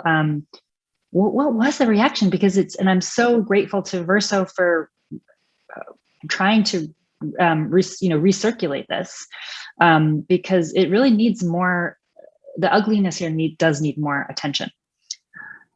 I wanted to give a quick zoom out quickly just to give an overview of the scale, I think I saw Dr. Bazian in the comments say this just scratches the surface. That's also true. This is a deep view into the Israeli Zionist actors who are enacting this repression infrastructure. But this 1 hour excerpt doesn't give the broad overview of the scale. So this kind of attack to create fake news, to create character assassination campaigns with false accusations of anti-Semitism and terrorism, to constantly recycle and put this on blast and really pummel people with intense hate and harassment campaigns to exhaust and drain them, and weaken them and distract their resources. And then the intense lobbying to institutions like universities, university administrators, pummeling on repeat with completely false and baseless accusations to obscure the message and to just bury what people are trying to talk about, which is equality and justice and freedom and rights that we're all entitled to as humans on the planet, to just bury that message with a different message of anti-Semitism and terrorism, which successfully gets universities to repress and censor in violation of their own rules and fundamental norms of academic freedom and such, and then also create a whole national apparatus of state legislation that punishes another sort of like fundamental American right to boycott and protest for civil rights. And then, of course, also gets the state to enact criminal investigations and state-sponsored surveillance. This whole apparatus is happening sort of really everywhere. It's universal in the US and is triggered and kind of levied against pretty much anyone who dares ask a critical question about Israeli policy or who vocally advocates and demands and organizes for Palestinian freedom. It's routine, this backlash. And it's since Palestine Legal formed really to respond to this, and we started counting incidents. We keep a tally, and I'm pretty sure by now we're past 2,000. We started counting in 2014 of just people who contact us asking for support because they're being harassed or attacked or legally bullied in some way. And this spring, of course, was very intense, as people in the US and, around the world and also in the US reacted to Israel's intensified colonial violence and the bombings in Gaza. Again, I think this Bill Mullen professor is quoted as saying this, of course, people can, the lobby in the US cannot react by defending the bombing of Gaza. Instead, they just react with character assassination attempts. And I think, what did Bill say? Trying to make our lives miserable, or they can try to destroy our lives, but they can't defend the bombing of Gaza. So this really intensified this spring. And Palestine Legal then in turn, really, we saw a very clear uptick in the intensity and scale of repression with basically, campaigns targeting corporations, a lot more people fired, a lot more accusations of anti-Semitism and terrorism, and people who, beyond the kind of usual suspects of campus activists, but really regular folks saying this is wrong on the internet in some form, are now kind of caught up and being fired and or otherwise targeted with harassment campaigns. So we've gotten a lot of calls from regular folks like Facebook, members of Facebook moms groups, or, a farmer, cook, people like that. So that's an interesting kind of, I would say, like a new trend in response to to the horrors of Israeli violence. Something else that I just want to pull out in my last moment here to react to is, did people notice how much these operatives interviewed dropped the T word, the terrorist word, just constantly in integrating. And that's, just really dehumanizing social justice, freedom, equality activists into violent people, and just being able to invoke all of the racist state violence threats against people by using the T word, and how often that is part of the scare and how intimidating that is, and how much that does drain people, because it's such a terrifying accusation with the state apparatus behind it. And then the other piece that I think I said this already, but just to be a little more specific about it, I hope people saw in here how integrated the different tactics are. So there'll be this, on the one hand, like anonymous websites, and then a targeted Facebook ad campaign sort of pummeling someone, and how that is the creation of a false story that this certain type of anti-Semitism, anti-Zionism is all over, and there's an epidemic. And then the way that narrative justifies state legislation. Yes, of course, federal, criminal investigations, or official institutional censorship. And then, of course, how that generates self-censorship, that all of these tactics really work together. And I think I'm out of time, but I guess I'll just tag that the personal harm that people experience is really intense, and lives are ruined. And that's one reason why, as I rewatch this again, I think about how shameful how after this documentary, after this became so clear to watch operatives bragging about this, how little condemnation there was, and that this is a little bit outdated now. A lot these tactics have only increased their institutional power since then. And then just as a final comment to end on a better note, despite the very painful personal harm that people suffer, this movement in the US is only growing. And that actually this will not work. And our task, I think Palestine Legal's really main mission now, and all of us, is to take this repression and really use it, because what is Israel and its lobbyists and its proxy organizations, what are they trying to hide and crush, and really get under there to elevate, just the same message of why we're here, for freedom for all people. And that is growing, and that has only grown since this documentary. So and this event helps us do that. So I'm grateful to be in the conversation. Thank you, Liz Jackson, Senior Staff Attorney at Palestine Legal. Up next is, and this is our final speaker for this panel, Sumaya Awad. Sumaya is a Palestinian writer and organizer focusing on Palestine, Islamophobia, immigration, and labor. Sumaya is currently Director of Strategy at the Adalah Justice Project and the co-editor of Palestine, A Socialist Introduction. She's also a member of the New York City Democratic Socialists of America. And take it away, Sumaya. Thanks so much. I'm sitting by the window and it's pouring rain. So if it gets to the degree where you can't hear me because of the rain, please let me know in the chat. Thanks so much for having me. I echo all of the thanks that the three previous speakers expressed, and in some ways feel like I have little to add after all that brilliance, but I'll do my best to offer some tidbits that haven't been touched on. The first thing that actually came to mind when Liz was speaking, Liz, you mentioned, how much they rely on lies, and how lies are sort of used it doesn't actually matter what the truth is.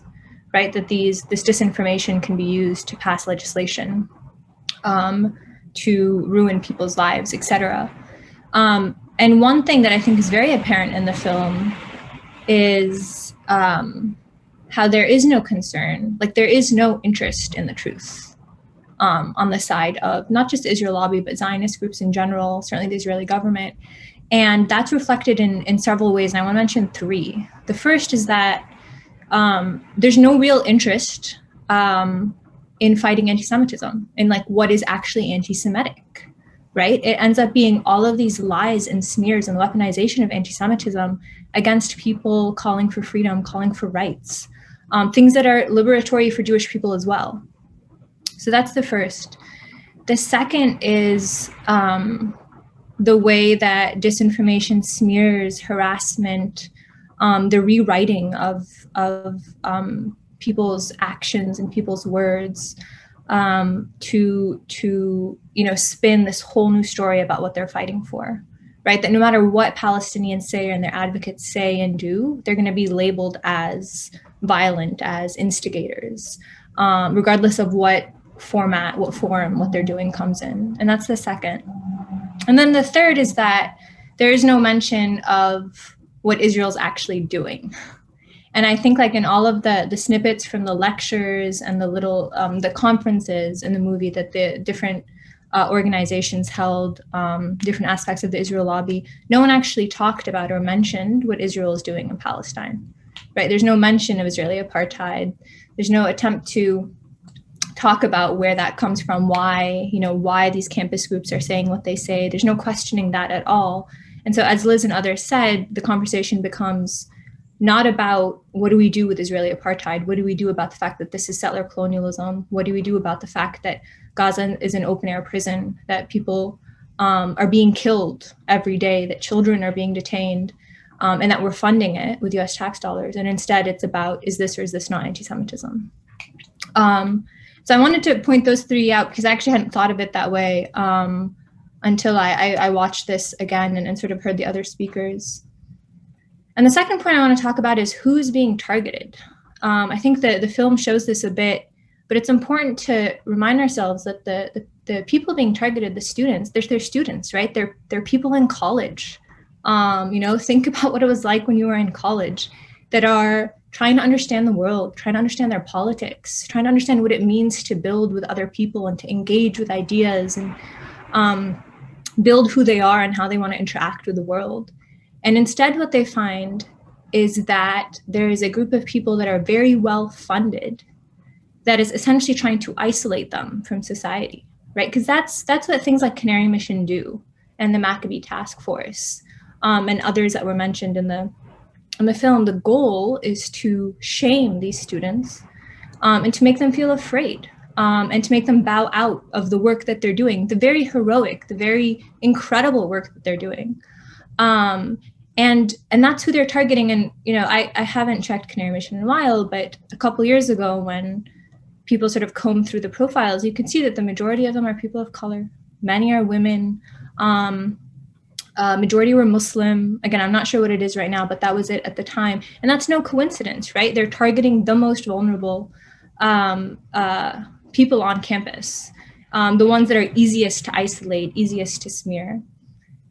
And that leads me to my second point, which is the role of Islamophobia in all of this, and particularly after 9/11. And Liz touched on this with how the T word is just thrown around at anyone and everyone that is involved in SJP or Palestine advocacy. You're either labeled that or you're labeled a sympathizer, right? And often the sympathizer is thrown at anti-Zionist Jewish groups and individuals who are doing this work. And that's what Canary Mission does, right? Every profile will label someone as a sympathizer or an advocate of violence, etc.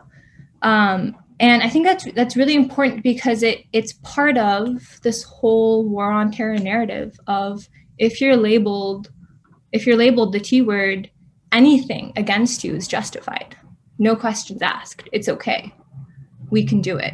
And I think that played a big role in one, Canary Mission and how it frames all of the people that are profiled, but also the responses on campus, and specifically from campus administrations.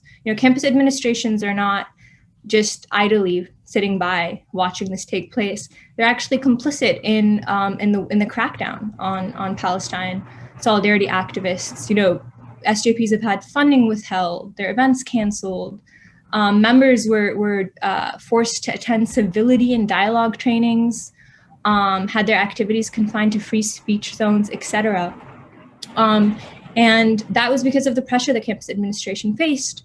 And also, of course, it's important to mention that campus endowments are a lot of them are invested in the military and have connections to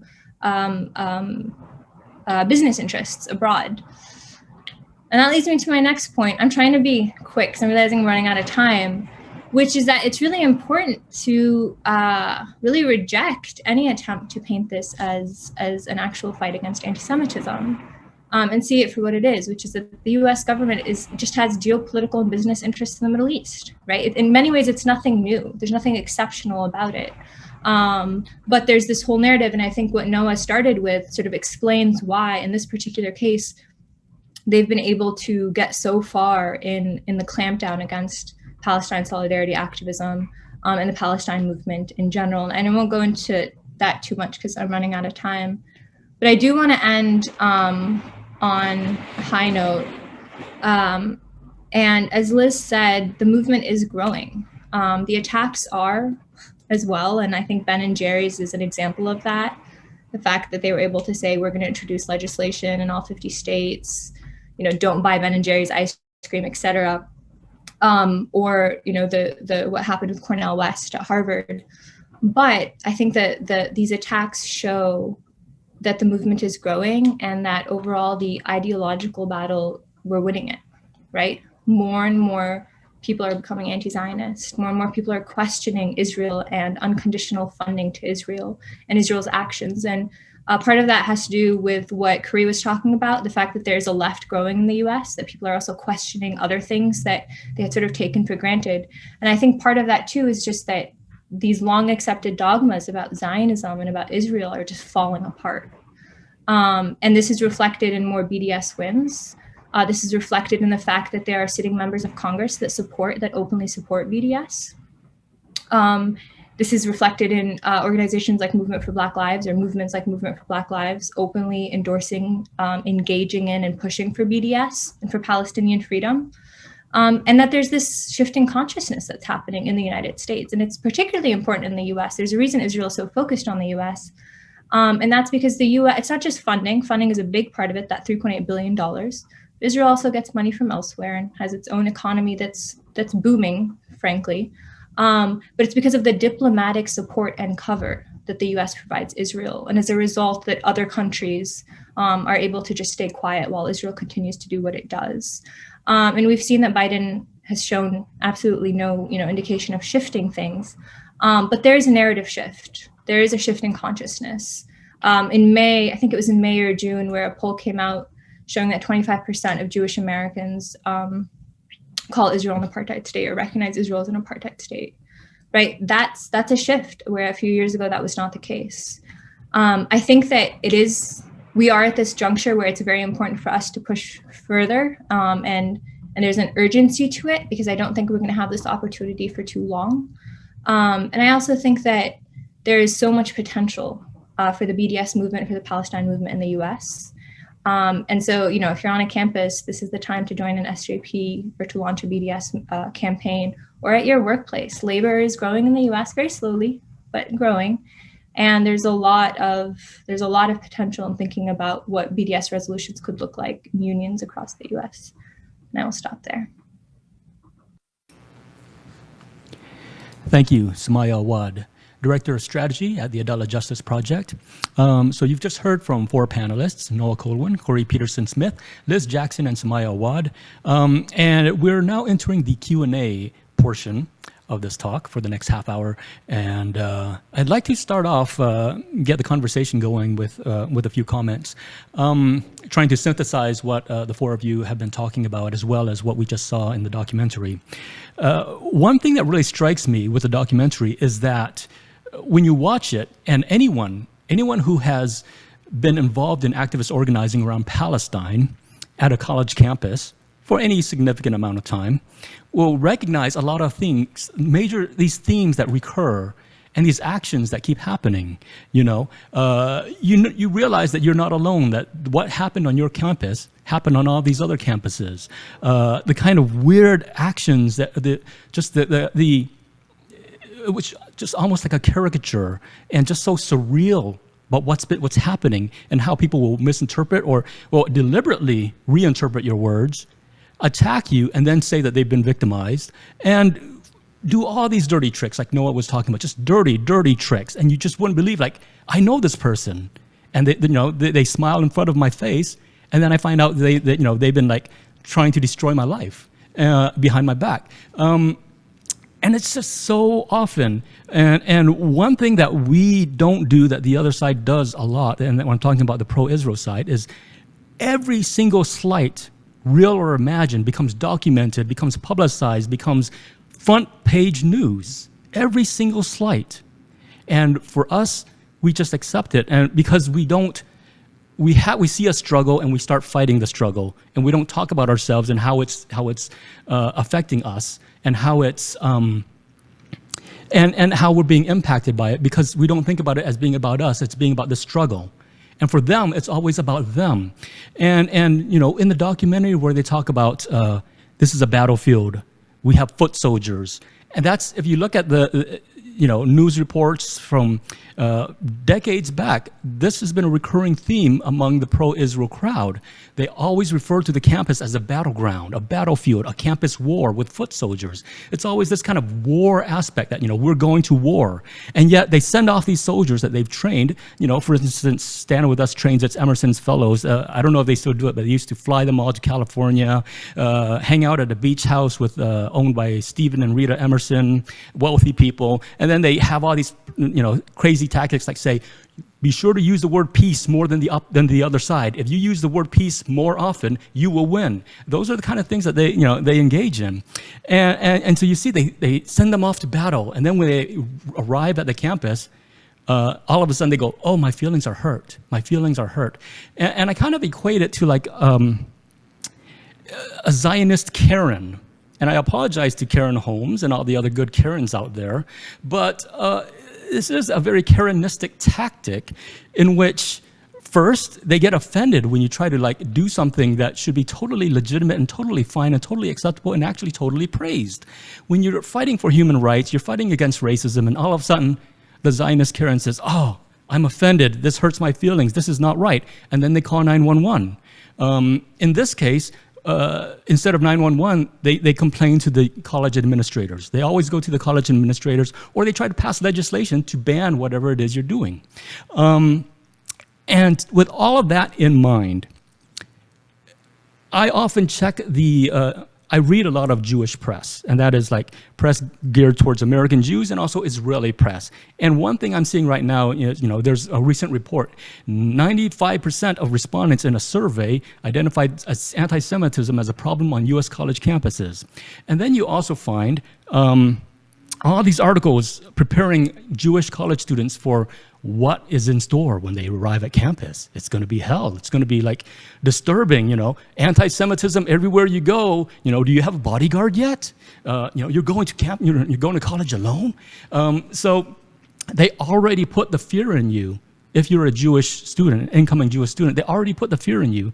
And this report that 95% of Jewish students surveyed identified anti-Semitism as a big problem on US college campuses that's making the rounds right now. It was conducted by a group called Alums for Campus Fairness, which is actually a front group for the Israel Emergency Alliance, aka Stand With Us.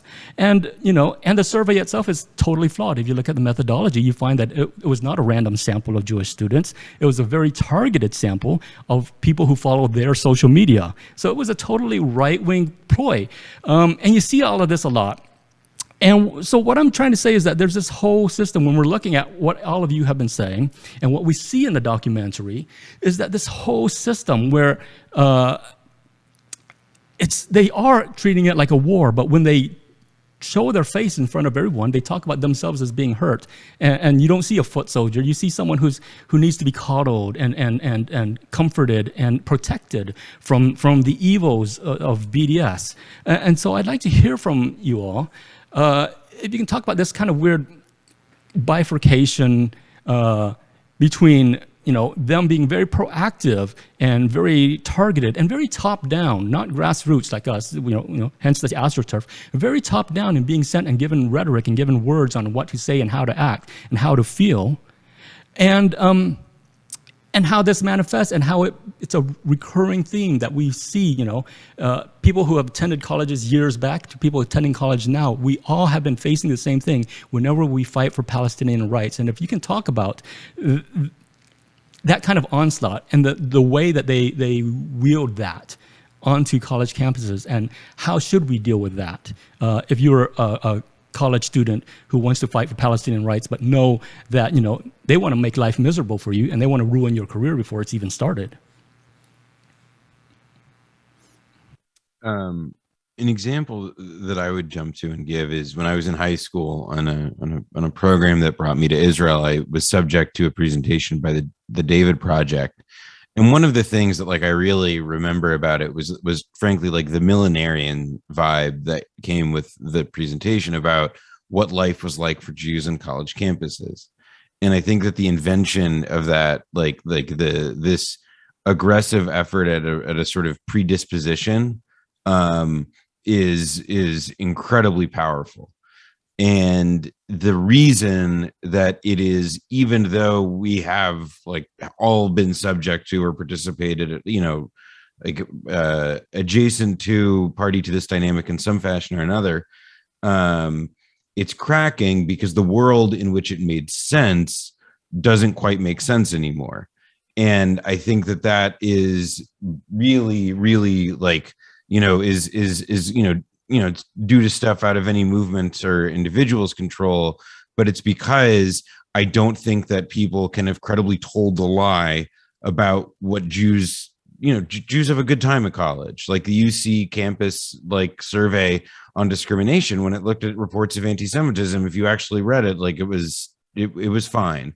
And I'd Mark Udoff, the UC president at the time, who'd was a real, a lawyer with a stick up of his ass. He wasn't particularly helpful or useful in terms of guiding how these things should be packaged. And then, it's the facts never have a chance to make their day because it wasn't convenient.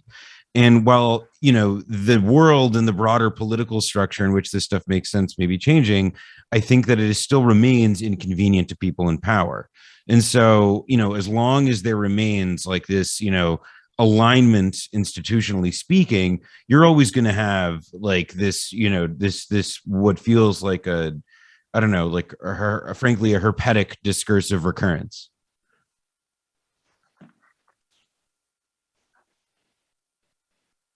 Yeah, and I wanted to connect what you said, Fan, to Sumaya's point earlier about the really disturbing disregard for actual truth.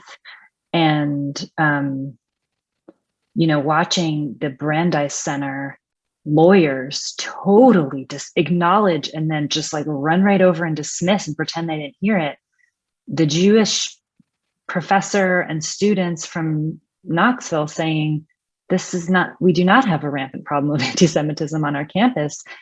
And actually what they're really concerned about is Christian evangelism. That is the main concern of Jews here. She just thought that was funny, or I didn't quite get what she was saying at the bar, but she basically just was well, we're just going to ignore that. And then she testified on the floor of the state legislature.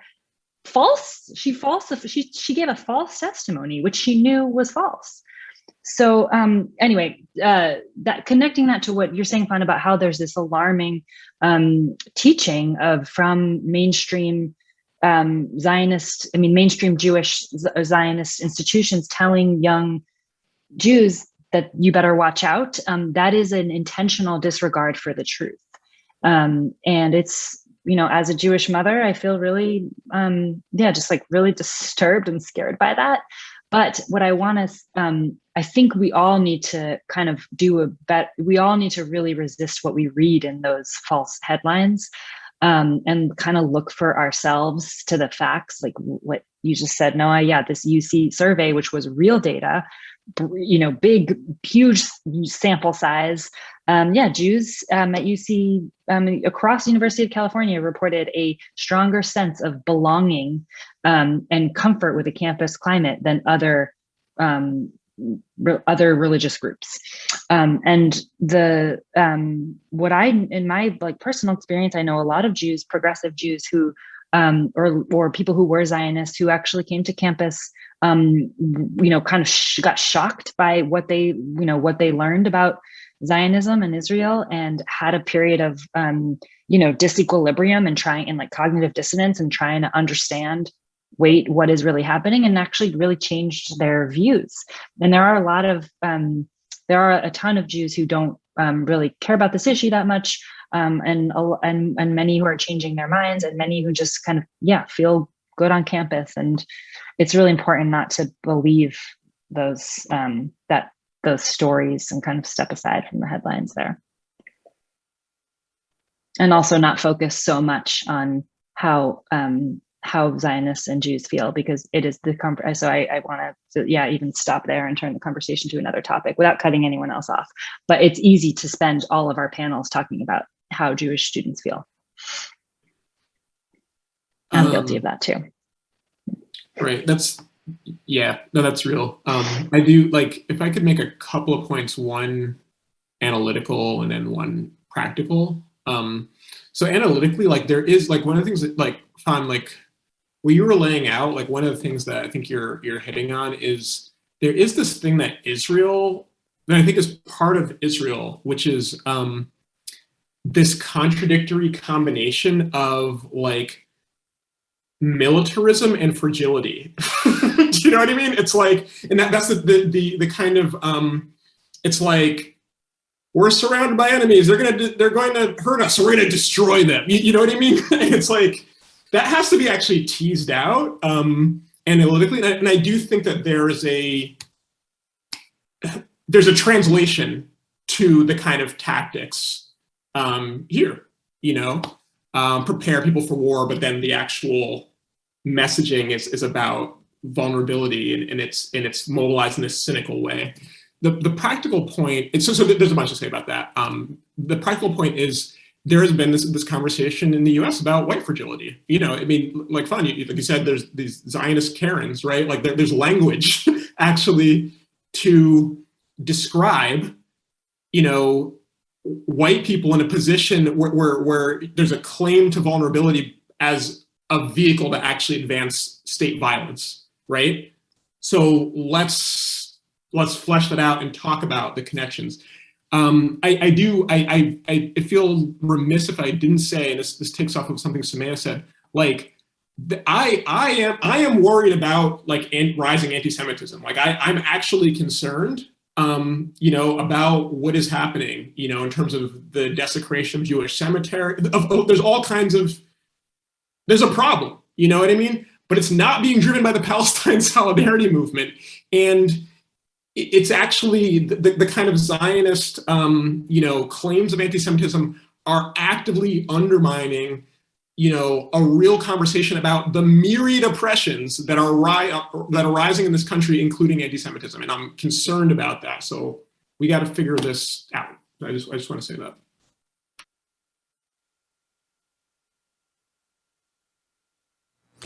Okay, we have a question here. Let me read that here. Are the panelists hopeful about BDS's ability to transcend smears and legal restrictions by the Israel lobby and states passing anti-BDS legislation, or do you think it poses a real challenge for the movement? I can start, go backwards. I mean, it definitely poses a challenge, right? Because it's an attack that's both on the federal, state, local level, and on the grassroots. And that's not nothing. That's a full-on sort of war on BDS, like others have mentioned. That said, the reality is that BDS is growing, that more and more people are won to the importance of BDS, the potential of BDS to not just shift the narrative and shift consciousness around Israel and Zionism, but also having like a material impact on the ground in Palestine, a material impact on Israel's ability to reproduce itself as an apartheid and settler colonial state. And so short answer is yes, I am very hopeful. And I think that the last year has shown that. I think the last few years have really made that clear. As I mentioned earlier, we're seeing voices expressing support and uplifting BDS and Palestinian liberation and freedom in places that, frankly, before you couldn't even utter the word Palestine. In New York, which has a very strong Zionist, organized Zionist presence. We have people in the New York State Assembly that are openly pro-BDS, that are openly trying to challenge all of those that attempt to smear and harass Palestine advocacy. And I think, one of the most important things is that Palestine is no longer considered or seen or spoken about as this separate thing that is separate from the left, that is separate from the struggle against racism, struggle against climate change, struggle against sexism, that it's actually seen as part of all of that. That if you want to talk about racism and be taken seriously, then you have to talk about what Israel is doing to Palestinians. If you want to talk about climate change and be taken seriously, you're going to have to talk about the US military and the militaries it's propping up elsewhere around the world. And so I think that in particular is a massive shift in the last 5 years. And it's not a coincidence that it's happening as the left more generally is growing stronger. That said, I don't think that it means, the battle's over. I think that we're just beginning. And there's a lot of work to be done in this coming period, but I definitely feel very hopeful about where the movement is going in the US. Okay, I have a question here. What are the major strategies we can use for divorcing Judaism from Zionism? And as I ask this question, I also want to point out, because a lot of times when questions are posed about Palestinian activism, it does often go towards how do we make Judaism, or what do Jews think? And I'm not saying that the questioner, is doing any of these things, or that is a bad question. It's actually a good question that needs to be addressed. But of course, the questions often have to go to Jews, and at the expense of discussing non-Jewish people of color and other experiences, Palestinians, and all the other parties that are involved in this. That it often returns to Jews. What do the Jews think? How do we change the way Judaism is expressed, and all of that? It's a necessary question, but we also have to think about how often that dominates the discourse. But with that in mind, it is a legitimate question. I would like to pose that to the speakers.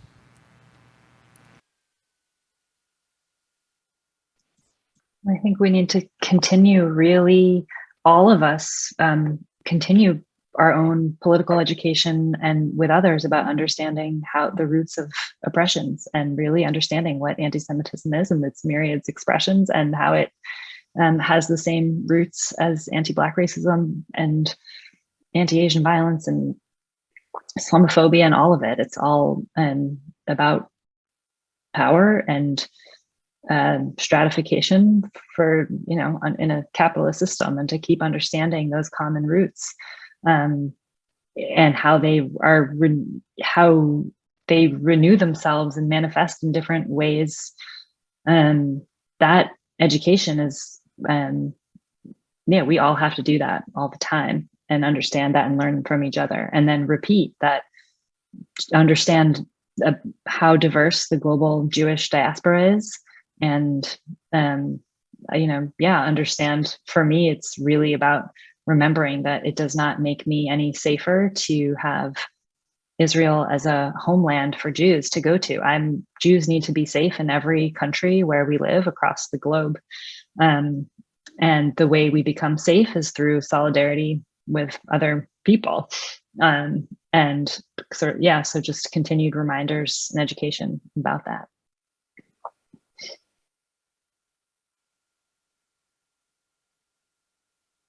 So I want to pose another question or another topic now. When we talk about the war on campus, or the fight on campus, or the things that various parties are doing to prevent dissemination of information on campus in a way that, where we are able to express ourselves. Other current events that are happening right now include this movement against critical race theory. And along with that are these conversations on cancel culture, and also what Sumaya was talking about, which is how a lot of causes are interrelated, and that becomes a threat. It it's for several years now, there's been this whole theme that intersectionality is anti-Semitic, that and there's been a concerted effort. It's been happening for a long time. It's become more formal, this discussion that intersectionality is evil. That's the bad thing. And then when the critical race theory thing started blowing up, all of a sudden you have people like Barry Weiss hopping on the bandwagon and saying critical race theory is bad for the Jews. And of course she doesn't know what critical race theory is, but all of a sudden, you see that there's this intersection. And then when you look at, like, say, the Florida legislation banning critical race theory being taught in public schools, you see that within the same, like maybe one sentence apart from that, where it says, thou shalt not teach critical race theory, or that, that slavery was anything outside of just slavery itself and that it was a self-contained thing, you are not allowed to minimize the Holocaust. And you start thinking, what is the connection between the two? Are people minimizing the Holocaust and teaching, critical race theory at the same time? What is going on here? Why does that exist in the same legislation? And some people might dismiss that as rhetorical, but it's actually intertwined because of all of these groups are interrelated. Stand With Us, as you saw in the documentary, has its tentacles all over the place, just reaching out. Stand With Us is a front, has several front groups, and they consult with a lot of groups, and it's all related. And so they're imposing this big movement of canceling all of us. And it's the most giant, huge, biggest cancel culture machine. When people talk about cancel culture, it's individuals, a lot of individuals feeling the same way and complaining.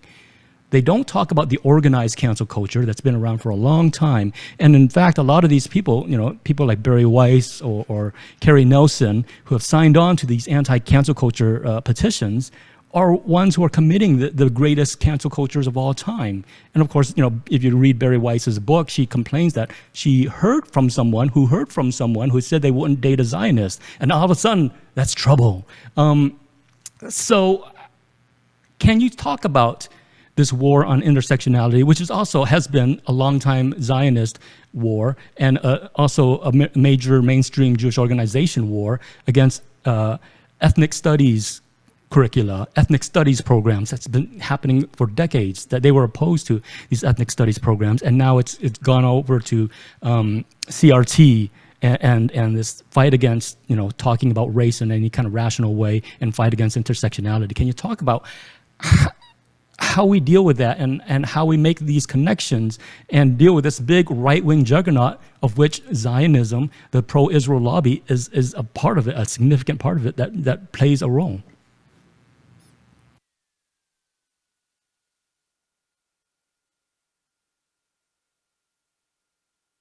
Or not? Okay, no, I have so many thoughts, so I'll try to keep it short. One, I just think it's really, so these concepts that there are these frameworks that you're talking about on, intersectionality and critical race theory. I think it's very significant that these which were developed by radicals, were quite on the margins, are actually part of like mainstream political discourse in the US, is actually a really powerful sign of the maturation of like a kind of progress in this country. I mean, like intersectionality, right, is like developed by like Black feminist scholars and advanced by Black feminist activists, and now it's just a mainstream conversation. And then critical race theory now also, this is not, anyway, the fact that it's very significant, and I think it bodes well for the kind of maturation of, certainly of a left, but really of even just public conversation in this country. So that's really good. I also think that it's a real, it's such a revelation actually about Zionism that that Zionism is so aligned with the anti-CRT, anti-ethnic studies ethos. I mean, there's this notion that you can be a liberal Zionist or progressive Zionist, which is just false. And that has always been false, but I think that, now, I mean, for Barry Weiss to claim an identity as, or political sort of whatever, or location as a liberal or progressive, but be sharing talking points with Tucker Carlson. You know what I mean? Because to be clear about like the anti-CRT stuff is like the far right, you know what I mean, in this country. You just see how it goes, you know, you could be a liberal Zionist and it goes to like fascist real quick. So I think that's a revelation, actually, about what we're dealing with. And it really frames the whole Zionist project. And, you know, whatever, this might be obvious, but what is the purpose of you know, intersectional frameworks or critical race theory? They were developed, at least by, you know, scholars and thinkers, you know, and activists here to try to understand like this place, to try to understand on a deep level how race operates in this country, you can't understand US society if you're not talking about race, you know, in a critical way, right? So the fact that Zionists are like, no, we can't talk about this, you know, again, it reveals something deep about the whole Zionist project. And that deep thing is colonialism. I mean, it's just a fundamentally colonial enterprise, and in a way that, you know, the anti-CRT people here in the US embrace the colonial foundation of the US. So this is a revelation. They are revealing it for us. You know, thanks for the clarity. And then the one other piece is, of course, if people in the US, and especially young people, learn about colonialism and actually connect, and young people of color learn about the histories of their own families and how their experience of race in the US and how that connects to Palestinians' experience. You know, Zionists understand that is terrifying for them because of the amount of solidarity that forms. And that is happening. And I saw a question in the chat about like, why so much focus on campuses? And I think that's a great critical question. And there needs to be a lot more focus on other youth communities and just communities everywhere. But one really powerful thing that is happening on campuses is young people learning about colonialism and all of its forms and connecting their experiences. And that is why we see in the documentary this insane thing about how they're trying to astroturf and recruit Black people to condemn BDS. It's like they're very aware of the incredible global power of global intersectionality and what that means of real solidarity among people with all kinds of histories of violence coming together to oppose Israeli apartheid. Like that will be the end of Israeli apartheid. And it's happening slowly but surely. That's a question that I did want to address to people. Is the question that was posed that the emphasis on college campuses as a place of resistance organizing is somewhat limiting for grassroots organizations because ultimately only 10% of adults in the U.S. are enrolled. So why is there that emphasis on college campuses? And I'm wondering if anyone else has any comments to make in response to that.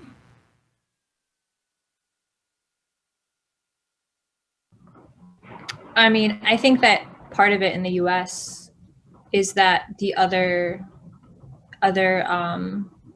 segments of society, it's been a lot harder to organize there and to mobilize people because of decades of repression, because of how weak the labor movement has been, because of how all these spaces were depoliticized, where there was an opening on college campuses where you could organize, where you could mobilize, where you could win people to new ideas and sort of engage in them in a setting where everyone was in the same space.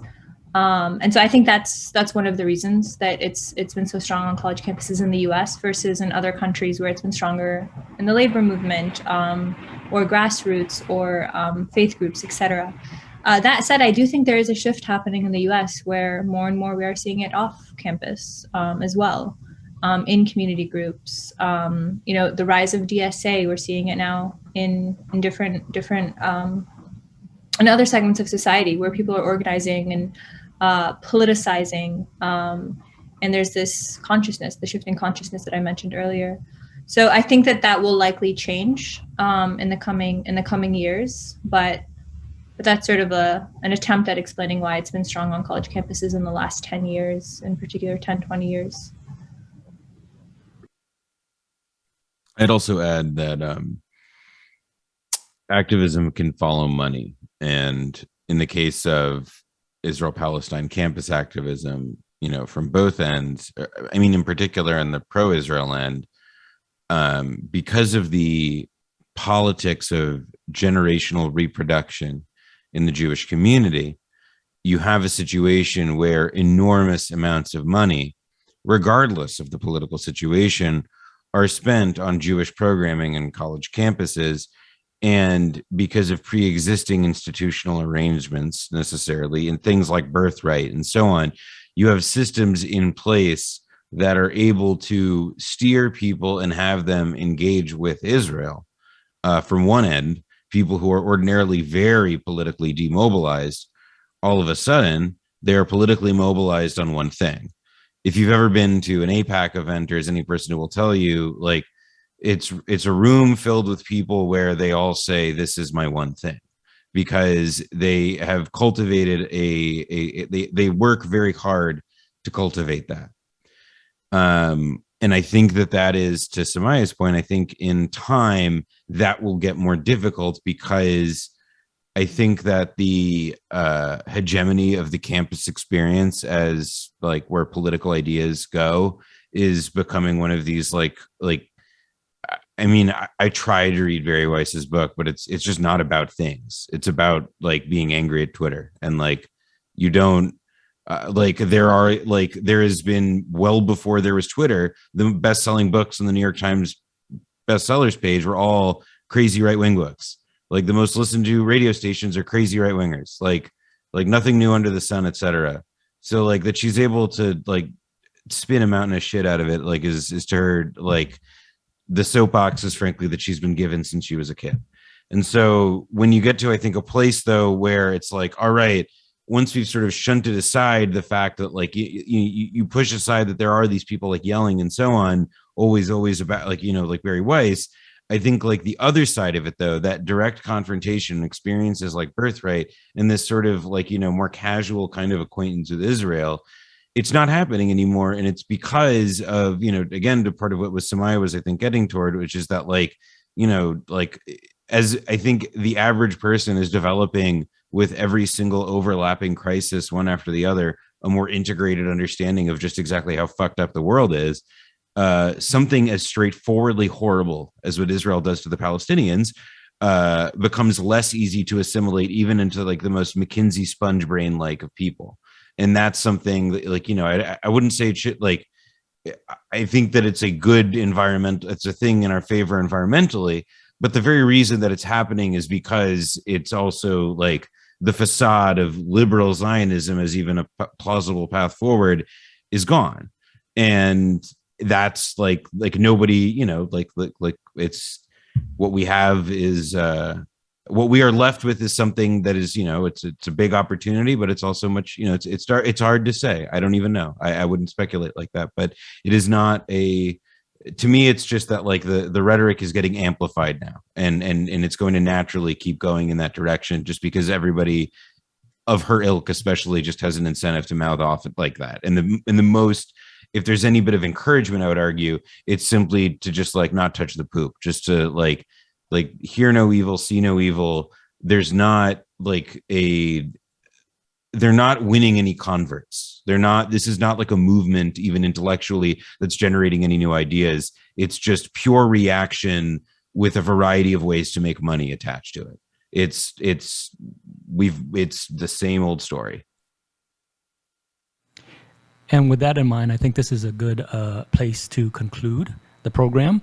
I wonder if you all have any closing thoughts.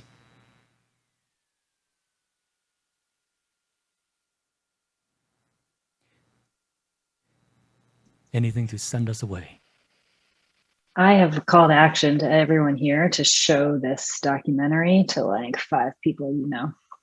It has not gotten around enough, and I really want it to keep going. Yeah, and I was going to say there's also, I did an episode on the podcast True Anon with Norman Finkelstein about it, and that was able to get circulated a bit. I think that part of what's really powerful in this documentary are just the straightforward revelations. And I think that like, even if you're looking for clips and stuff to disseminate, like this is not conspiracy theory. This is not innuendo. This is not anti-Semitism. This is like reported fact that gives you and the people around you a better tools with which to make sense of the world. I'll add just one last thing, which is, the best way to respond to these attacks and sort of fight back against the smears and everything that the movie shows is to organize, is to join a BDS campaign, join an SJP if you're on campus, figure out what if you can do anything at your workplace, in your community. There are so many ways to get involved, and that's really how ultimately we're going to be able to push back against all of these attacks. Completely agreed, and it's such and it's like on one hand, watching this documentary, it informs us. It's like what Fawn said earlier on, you have this experience on your campus and you think it's just like the jerks, in your Hillel or whatever, and then you're like, oh, this is actually a systematic thing coordinated by governments around the world. So it's like be informed but not discouraged, because again, we're seeing that despite the fact that they've created whole ministries to run this, they're not stopping the movement. The movement is growing. So we can take inspiration from that, even as we inform ourselves of what we're up against when it comes to fighting for free Palestine.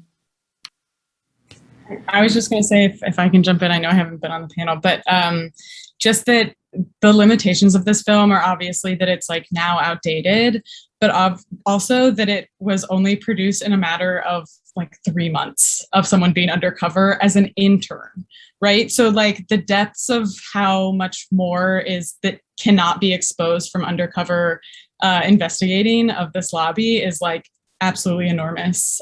There was 3 months of an unpaid internship that exposed all of this, right? So we're not even like touching the surface, and Hatem made that point there. But also I've shown this film on college campuses around the country now. And I really have this kind of dual experience of not wanting to show it because I worry that it'll scare people out of organizing, and that people will see what's happening and say, I'm not going to organize against this like multi-million-dollar counterinsurgent apparatus, but that organizing is the response, and like that we cannot get distracted in our freedom work from continuing to fight for Palestinian liberation. And yeah, I just want to thank all of you all, not only for coming on the panel, but also for being at the forefront of this work, and just such appreciation for everything that you all do. And with that said, I'd like to thank all of you.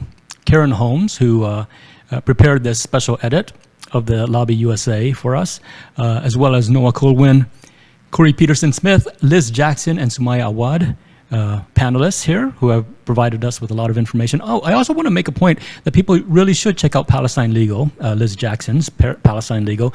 There's a lot of resources there, and you can find out more about the lobby shenanigans that have taken place. And there are reports that are lengthy reports of instances of just really weird occurrences and things that you just wouldn't believe would happen anywhere outside of a Kafka book that are taking place right now in the United States on college campuses. So do please check out Palestine Legal. I'd like to thank all of you for attending this. This event has been sponsored by the Adalah Justice Project, the Institute for Policy Studies, New Internationalism Project, Jewish Voice for Peace, Palestine Legal, and Verso Books. Thanks a lot, everybody. Keep fighting the good fight, and we will see y'all in the future. Bye.